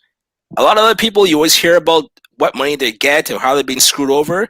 You've never heard, actually, maybe one time Drake has mentioned something about him getting screwed over, but after that, you don't hear anything about Drake's deals. Nothing. Smartened up. The nigga smartened up, man. You know what I mean? Or his team that's helping them out smartened up and negotiate something like yo, for example, right, when Rockefeller got first put on, right? Hmm.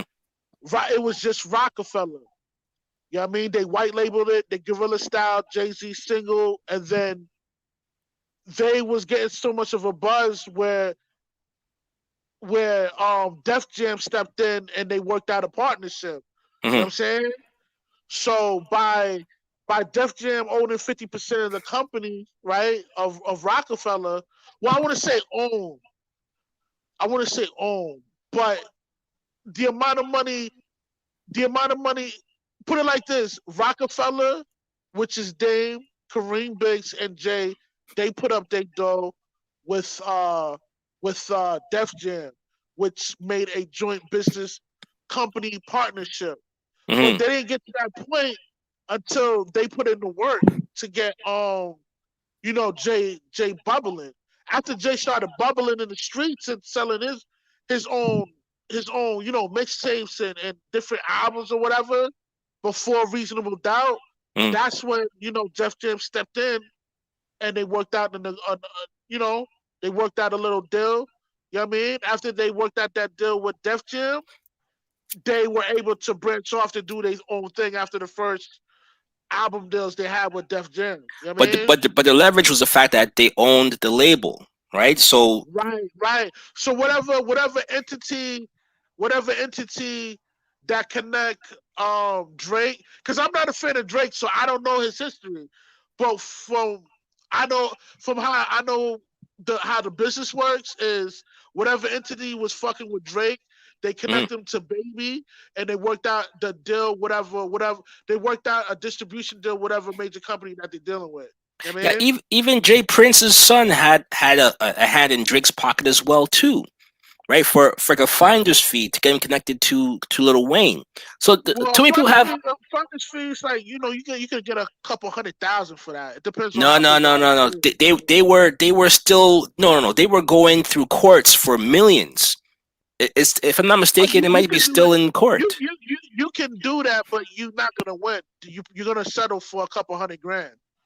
You're not gonna Nah, get nah, more. that deal was not a no way, no way. You're getting 100 grand for Well, starting Drake's let career me break it down on how Nicki Minaj got put on. She was getting managed by Fendi, right? by 50 or by Fendi. You mean? Fendi. Yeah, Fendi. Yeah, yeah, Fendi was managing her. You know what I mean? yeah. When she started getting bubbling in the streets, Cash Money wanted a piece of that. So he Fendi gave Nicki Minaj to Cash Money. But here's the thing. He tried to get millions too, but he only could settle for, I think he settled for like $10,000 for a finder's fee. He didn't get But that much. but he didn't get any points though. Nah. Now you're talking about publishing and all that. Nah, you ain't gonna get none of that, man. Because I know that's what the fight was with Jay Prince's Yeah, son yeah. and See, Baby. when you They talk were about fighting over all that. when you talk about points, you're talking about publishing deals and Yeah. on how many records a person sells. You know what I mean? Here's what I Nah, know for sure. I know for sure that Jay Prince and his family still get money from Drake in some form or fashion. It has to be. It has to be. The way well, how they stepped in. the only way that could happen if they own a portion of his publishing. That's Yeah, the only way that I could I happen. think so. Because the way how they stepped in with the whole Pusha T and the Drake beef, the Kanye West thing, he Yeah. stepped in. You'd only step in because your investment is being destroyed. Where now you have to step in, or else you're gonna lose a return on your investment, or else there'll be no reason for him to do that. So some way he's still making more money off of him. I want to show you something though. This is an article, right, Uh huh. that came out. It was the Billboard. They released the 20 highest paid musicians of 2020. Okay, now Drake is number one for rappers, but you have people like Taylor Swift, who's number one at 23 million. Remember, this is 2020, right? So it was during the Corona period. Some of these guys didn't even release an album or they didn't get to tour, but you have Taylor Swift, you have Post Malone, you have Celine Dion, which she hasn't dropped any albums. You have the Eagles, they didn't drop anything new. You have Billie Eilish, and then you have Drake. at 14 million. But if you look at Drake's streaming numbers, 2 billion, 1 billion, 500 million. He streams more than all of these guys. But yet, why does he make so little compared to everybody else? And he's a top rapper, right? The next person is NBA YoungBoy at 11 million. Well, I mean, obviously, I, I you know, I don't know how that works on this whole thing you're showing me, but from how much a billion streams, nigga? That's bread, my nigga. Yeah, One Dance has 2 billion streams on Spotify alone. 2 billion? Just on Spotify alone, 2 billion streams. But Oh, remember, 2 billion streams, not 2 billion dollars, right? It takes how many streams to get paid off of something. So there's a lot of smoke and mirrors with these numbers. So that's what I'm trying to figure out. How does Drake make money knowing that he doesn't own his music, probably, or maybe he does? I don't know his deal, but he has he has to split his money with three different conglomerates. What is left of the pie for him to only I sell mean, streams and not listen, actually listen, music? apparently he must sell so much streams where whatever crumbs he's get left over is it's still good money. You know what I mean? But But then the question becomes, based on the list that I showed you here, would you think that Drake was that low? nah, I would think No. he's number one. Yeah. You think he's number one, or at least close? 14 million, and Taylor Swift at 23. And if you notice, Taylor Swift had an issue with streaming. And at a certain point, she took her music off streaming platforms, right? Well, I mean, the game ain't perfect, man. It's gonna rape you, nigga. Some sort, my nigga. They're Yeah, gonna they're gonna play you, nigga. It's but I, about it's about you. Yeah, I mean, figuring out the mechanics of the game and try to get fucked less as possible. But you're gonna take that Vaseline. You're gonna get jerked. yeah, you're gonna get So, jerked. But I'm yeah. I'm thinking I'm thinking Drake gets his money in another way, and it's probably because he is the one who pretty much ushered in the streaming era. So they give him a cut off of everybody's streams, because there was talk about the fact that if you are the main draw on streaming platforms, you should get not only a percentage of your own streams, but everybody else's, since everyone else is being drawn because of you. And then they go Well, watch. that's probably what he negotiated in his contract. We don't Exactly, but know. I'm not a exactly. fan of Drake, so I don't know the history on how Drake makes his money because I'm not a fan of Drake. Yeah, I ain't grow I didn't grow up listening to Drake. I grew up listening to the Locks, Cannabis, Chino XL. Like that's yeah. the era I come from. You know what I mean? No, I hear you. I hear you. But it's interesting to see because based on the past 10 years in music, Drake is the biggest artist. So how is it that he's not even at number one, not even in the top five, right? So that, to me, that says a lot. That says to me that rap is getting jerked. Because if Drake is getting jerked like this, who Yeah, else but has you more gotta leverage than Drake? understand, like, yo, these 360 deals just came about. I say about late 2000, like back in the early 90s and 2000s, in the early 2000s, Yeah. whatever money you made outside of the game, outside Mhm. of rap, that was your money. Yeah. The label wasn't getting a piece of that. You know what I mean? Mhm. Now that they have these niggas, because these labels, they're realizing, one, there's no real estate in the game no more. When I say real estate, I mean like they're not selling a physical product where they gotta distribute. Because a lot of Exactly. times when they put CDs in like Walmart and you know, uh, you know, all these, Walmart, Target, and all that, like, yo, they gotta pay for that real estate to be in there. That's what they Yeah. call real estate. You know what I mean? Yeah. And if they don't sell a certain dollar amount, they gotta pay them niggas. They gotta pay Walmart to take their shit back. So it's just a double out. You know what I mean? Yeah. Whatever Yeah. whatever deal they work out. But anyway, because the game has changed drastically, you know, they don't have a physical product that they sell no more. So now they're bleeding out. They bleeding out these artists through 360 deals. So if you're doing an acting gig, they get a cut of that. If you get like an endorsement deal Yep. with like Nike or Pepsi, nigga, they get a cut of that. Yeah, You know what I mean? merchandising.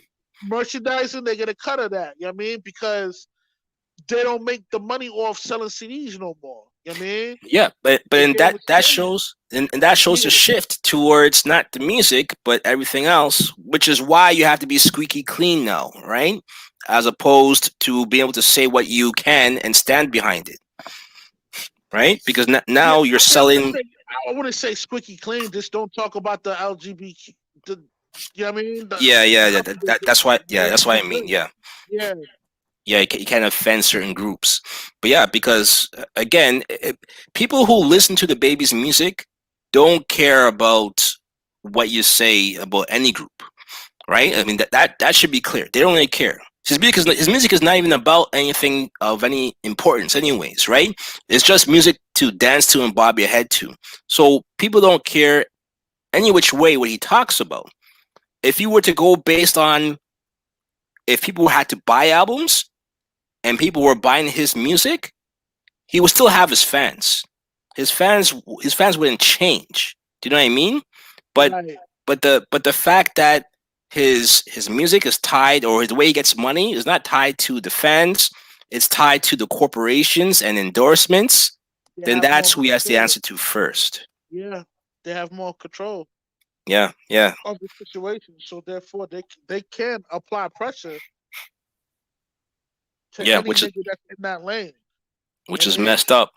And to be honest, if anyone is a fan of hip hop or listens to rap music, there should be an eye opener to say, you know what, it doesn't really even matter what I like because people don't really care what a fan likes. They care about are you buying the product outside of the music, right? But yo, Right? it gets deeper than that though, bro. You know what I mean? Mm. Look at the food and some of these products make. Like for example, right? I don't recommend men to drink silk milk. Why? Because silk milk contain a large percentage of what's that shit called? What estrogen? Estrogen. Estrogen. Yeah, yeah, So yeah. if you keep drinking like that, man, The you'll soy become milk. Yeah, feminine. Yeah, you'll yeah, be feminine and you grow titties. You know what I mean? yeah, yeah, So it's also in this also manipulation that comes within the food, man. You know what I mean? yeah. You All never wonder why these niggas is mad feminine now, my nigga? It's the shit that they eat too, my nigga. yeah, it's true. That's So true. it gets deeper than that. You know what I mean? The more you got these gay couples jumping off, the better off that you have your agenda with depopulation.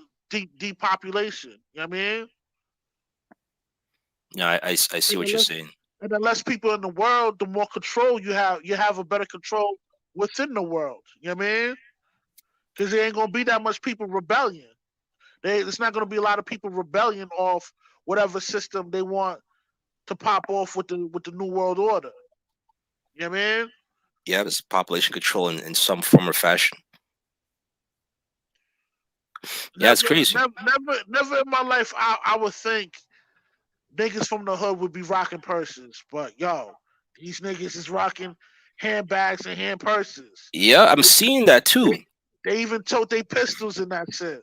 So don't get it twisted, nigga. Just cause a nigga got Yo, a handbag, hey, I okay, know for a nigga, that fact nigga might if blow I your see brains out. if You I know what I see it, mean? yeah, if I see a kid with that side purse, what they call it, that's the one you need to watch because Yeah, he's the cause one who that's has the the nigga with the hammer. pistol. He has the That's the hammer. nigga with the pistol, man. Yep, I mean, yep, that's the guy you have to watch, man. so that's how That the shit keep. Yo, man, shit is weird, man. that Niggas that and be also dyeing the their hair guy with red. the guy with the backpack. That's he has the money in his backpack, Right. right? But it's so dumb. Like those things. If I'm someone who's a crook, or someone who pulls jokes like that, you know exactly who to go to. You know exactly who to watch. Right, but most people don't know that. They would look at these boys and underestimate them. But Mm, yo, that's the nigga you gotta watch out for. That's yeah, the dangerous nigga. yeah. You know what I mean? And what makes them even more dangerous, they're not even realizing what they're doing. Yeah, Like they don't they don't think of the repercussions that might come with that. You with know, it exactly. most niggas from my era, when they do something crazy, they know what comes with that. You know, these boys, they might do their thing, but when they get locked up, they won't be able to handle themselves behind the wall because they don't even weigh 200 pounds. Two, they're not brolic like that. Yeah, they They, never learned to fight. They never had yeah, to. they don't come from a brolic era like we came from. You know what I mean? Hmm. But they come from a lawless era where anything goes. Like there's no moral code. They don't care. There's no respect. Your mama get it. Don't matter. Yeah, These young niggas don't really. They really don't care. You know what I mean? a Until they lot of get that has to do. put behind the wall. A lot of that has to do with the music too, because I remember back in the day, you used to hear like rappers would create songs about the downsides of either selling drugs or the downsides of gangs, or stories where people don't end up in a positive way. So you hear about the negatives. Now everybody is glorifying drugs, selling drugs, the biggest and baddest gangster. No one What, dies. Everyone makes money. Everyone's rich. You never hear about what happens when things go wrong.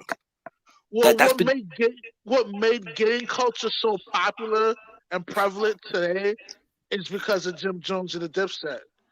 If it wasn't for them, this gang culture would not be so prevalent in the East Coast. mm, They made it so popular. You know what yeah, I mean? yeah, yeah. A lot of, and it's funny too. Before them and before the game, everyone was Crips. Everyone was Crip walking. Everyone, a Well, lot of I people mean, yeah, people with was Snoop. claiming certain sets, but it wasn't to the magnitude what it is now, though. No, no, no. Like But what? everybody, it's like, yo, I see niggas in their 30s talking about they blood, and I'm like, nigga, I grew up with you. We Yeah, didn't come from exactly, gang culture. exactly. That's the shit I'm talking about. You know what I mean? But what I'm saying is that it used to be Crips. Everyone was claiming Crip before, and then when Snoop died down, and then you have all these other guys coming up saying Blood. Then everybody was a Blood. You don't hear about anyone saying they're Crips anymore. How can you be a Blood and there's no Crips? That should don't make any sense. There's Yeah, supposed to yeah. be I there's mean, supposed to be two. like I said, man. These niggas from this side of town are carbon copies from niggas from the West Coast Yeah, and the Midwest because that's where gang culture really derives from. You know what I yeah, mean? yeah. I But mean, yo, the East Coast they had gang culture, but it wasn't to this magnitude. You know what I mean? You had some niggas claim, Nietas the Latin and Kings, that stuff. Yeah, Latin Kings and all that shit. Bloods, Five Pointers, and Crips here and outlaws and Lord disciples, the Vice Lords. I yeah, mean, yeah. I mean, the list goes on. You had those, but it wasn't a huge percentage of people claiming that because gang culture wasn't so popular. Now, if you was behind the wall, yeah, Yeah, because you have to. sometimes you're forced to join the gang because that's if you're not thorough enough. If you can't hold your own by yourself, and you Then you got to get join. famous from other niggas behind the wall, then yeah, you're joining the gang. You know what I mean? But it was never in. There was always gangs, but it was never in the music. It was never marketed Yeah, in it the wasn't so music. prevalent in the music, and it Yeah, wasn't this popular. Gang culture was not this popular. Even when NWA was doing their thing, gang culture was not popular. You know yeah, what I mean? yeah. Because you never hear them claiming any set. They never Yeah, said they there were wasn't Crips none or of that. Bloods. It, even it though was they would even though they would be in sets, but they wouldn't. It was not something that they would proclaim. You know what I mean? It exactly, wasn't something exactly. they would announce. Like, hey, I'm a blood. This is what I do. Like now, this is what everybody does. Hey, I'm a blood, or I'm a vice lord, and all. I'm like, yo, nigga, since when, nigga? We grew up Exactly. together. You know what I mean? I know I ain't grew up in gang culture, like not to that extent. There was gangs around, but it wasn't to the point where it was infested like this, my nigga. Yeah, Shit is never. But ridiculous. when Yeah, I was growing up, it was crews. It was different crews. There wasn't really gangs like that. Like right, like right. the It's funny you say crews. In New York, they had drug crews. Yeah, yeah, Certain, yeah. you know what I mean, certain locations had drug crews that was moving away and it was doing their thing, but they were just as making as much as noise as them gangsters in the West Coast. But they was Yep. just out getting money. Like that was their main agenda, just to get money, not to seek power and fear and all this crazy shit that comes with it. You know what I mean? I hear you, man. It's crazy what's happened, man. And a lot of it they say is because if you promote criminal activity, then you get a lot of people doing Well, criminal no, activity and they end now up in it's jail. considered. Yo, you're considered as a terrorist. If you're claiming a set and you get locked up, you will get charged as if you're a terrorist. You know what I mean? Yeah. Like right now, they got a new law in New York, right? If if all right, say for instance you do a bid, right? You come home, whatever, and you're a known, blood blood blood Treyway gang member, right? Mm. Now, whatever you do, like if whatever you do, and like say if you make a mistake to get locked up again, not only that you'll get press charges with it, but the people like your relatives or even niggas that's not even active in the streets no more that you hang around with will also get locked up. What conspiracy? Yep. Well, it's not called a conspiracy. It's just like, yo, if I don't know what the name of that charge Oh, is. the Rico charge, you mean? That's not a RICO charge. It's just some new law they came out with in New York. This is new. Like, Okay. yo, if you do anything crazy and you're around like gang members and your mom knows you're a gang member, she will catch those charges what you getting. Yeah, If because you you're all fuck part of the up, organization. You yeah, work you're part towards of the one goal. organization. Yeah, Yeah, yeah, yeah. yeah. But I don't know what they call it, but this is a new law they got out in New York City. You know what I mean? Because it's so infested with gang culture now. You know what I mean?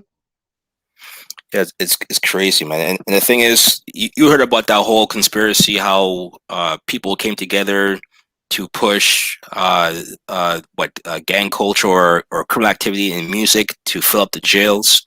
You heard about that Oh rumor. yeah, yo, a lot of okay, yo, that's deep that you say that, man, because a lot of these labels and 50 Cent, they own shares of these private prisons. They're making money off that. Yeah, they're publicly traded, man. You know what I'm saying? So it's like, yo, not only that you're putting out gangster music, but you're putting out gangster movies, gangster TV shows. Yep. You influence the youth to do gangster shit to get locked up, and you're getting paid for that. And the gangsters in the music and in the movies, they're glorified, they're championed, and they never lose. They always seem to win or they make it out, which is the wrong story to tell because in the real world, it's the opposite. It's very easy to lose your life Yeah, I or don't you know. get locked up. But see, that kind of shit is for niggas that don't got shit, my nigga. Like niggas that got shit to lose, like yo, like you got a mortgage, you got a car note to pay, nigga. You can't afford to be getting locked up. You gotta be in the house making money to keep up with your bills, man, and to have a safety net to stash money. You know what I mean? Yeah, but that's But for the niggas, older people. We know better, but the impressionable 17-year-old, 16-year-old, who is the one that they're marketing towards, they don't know any better. yeah, yeah. I mean, those are the niggas that have nothing to live for because they have nothing to lose. So therefore, they're in that. Like they can afford to get locked up for a year, and it's not going to affect them because they could go back home to live with their mama. You know what I mean? Mm, But if you're a grown man paying real bills, you can't afford to get locked up. You got to be out here working you have to to pay work. your bills. You have to legitimately Because if you get locked up for 2 years, nigga, you come home, you're gonna be homeless. You're gonna be yeah. homeless. Your credit's gonna be fucked up. Your car's gonna get repossessed. That's gonna fuck up your credit score. Like yo, that shit, yo, like being an adult and doing childish shit is totally two different categories, man. Yeah, If you're still getting locked up as a grown man, you're still in your childish ways. You know what I mean? and that's a disconnect between rap music and when you get to a certain age, you can't listen to it anymore because you can't relate to what they're talking about anymore. Because you're It- doing you're doing adult shit, my nigga. yeah, yeah, You know what I mean? Like yo, I might. Like yo, in my car, man, you might catch some compa, some Hector Lavoe, some other shit, nigga, other than rap, nigga, because I'm an adult, my nigga. I do Yeah. adult shit. And you know what I mean? I got adult bills, my nigga. So I'm not gonna be listening to rap 24 hours a day, my nigga. Mm. But Just don't happen. that's a messed up thing because rap music, remember, it's all about subject matter. You could talk about things that are mature that are for older people. It's But just I mean, okay, the but they people don't I push listen to it. for that is probably like niggas like Ransom. Ransom just dropped a new album. You probably don't even know who that is, Of but course I know who Ransom is. Of course I know who Ransom okay, is. yeah, yeah. So like I listen to shit like that got meaningful words, nigga. Shit Yeah, that yeah, makes yeah. sense to you. Shit that you can relate to. A lot of shit that he talks about, I can relate to because from my childhood and past ways. So Hmm. I can relate to a lot of the stuff he talk about. But this new shit that these young niggas coming out with, I can't relate to it because the shit that they talking about is not shit that I experienced in life. You know what I mean? Yeah. But a lot of times they don't even experience it themselves. They just go and buy off what other people are saying, man. That's the Right. thing I don't like. A lot of that shit is just programming. You hear on the radio every day, every day, every day, and you think that that's real life, and you start mimicking it. That's what I see happening. Well, it's like modern day hypnosis, my nigga. Shit becomes a mantra, my nigga. You hear something that over and over again, nigga, you start to believe in that shit, my nigga. You Yep, know what I mean? yep, I hear you. The way how I look at it, when I look at this picture here, and I see the audience, and I'm seeing how they're dressed. Remember, people now in rap in today's era, they look at this and they're saying, "Why does Biggie have his shirt tucked in? This guy looks like a grandpa." Biggie was probably 23, 24 at this age, Right, right. You right? gotta understand these people come from good even though most might come from the hood, but a lot of them had good homes though. You know what I mean? Like they mother even if they came from a single mother household, that mother matured to the point where she was able to guide that individual in certain righteous moments. Yeah, You know what I mean? they understood what to aspire to be, right? Right, Remember, Big right, didn't dress like this before. Just not how Big dressed like that when he first came out, but this is what he ended up wearing because again, he's looking at it from a different standpoint where he's elevated, right? But when you look right, at this, even though Big like might look snobby, Jay's holding the Alizé in his cup. It's not beer or anything. It's not an old English. But when you look at the crowd, when you look at people in the crowd is a mature crowd too. No one's wearing the right. hats. No one's And dressed and, in and, and, and and notice that the female are covered up. exactly. They're They're the covered fine up. women from back then. You know what I Yeah, mean? and they're black. That's the biggest thing as well too. They're black. So when I see this, and this came out in I think late '90s, early 2000s. This is from the In Oh, My Lifetime. this is Was that 98, 97, 98, right here. 98? 98, I think. 99. Yeah, Yeah. yeah. So late 90s, 98, right? Hmm. This is probably the last time that you probably seen. Well, not only the last time you still see it, but in lower venue clubs. But this is the last time you probably saw premier rappers performing in this type of crowd. Because after Biggie and Tupac died, and how things went after that, no more tunnel, no more of those true hip hop clubs. It became Madison Square Garden. It became the Air Canada Center. It became stadiums tied to corporations, and this is where the demographic in the front rows changed, right? And then that pretty much changed the whole landscape of hip hop because from there the rappers were convinced that black people aren't paying the money, so therefore I don't have to talk about black people things or relate to black people or even try to uplift black people. I need to cater to who I think my consumer is, which is white people, and give what white people want. And that created a whole vacuum, right? So I don't know, man. When I look at this, I look at this image often because this always reminds me of the fact that you have two premier rap artists. They look like they're in a I mean not well established is the word I'm looking for, but they look like they're in a higher class setting, and it's black people there enjoying the music, and they're close to them on stage. They're getting the true feel of a real hip hop show. You don't get that anymore unless you go to a hole in the wall club nowadays, right? Right, So I don't know. Like you'll never get this these days anymore. As long as hip hop is tied to corporations, and it's corporations that are pretty much pushing the motives, you'll never get this close to the true hip hop fans, which is us, right? So yeah, yeah, that's how I see it, man. Anyways, I'm gonna close it on that. Rush, do you have anything you want to add in closing? yeah, man. Yo, man, seek wisdom and practice humility and remain sucker free. You heard? I appreciate it. I appreciate it, Rush, man. Anytime, man. The floor is Anytime, open brother. to you. Word, word. Yo, Easy. man, this was definitely a dope subject matter, and this is something that needed to be talked about, man. You know what I mean?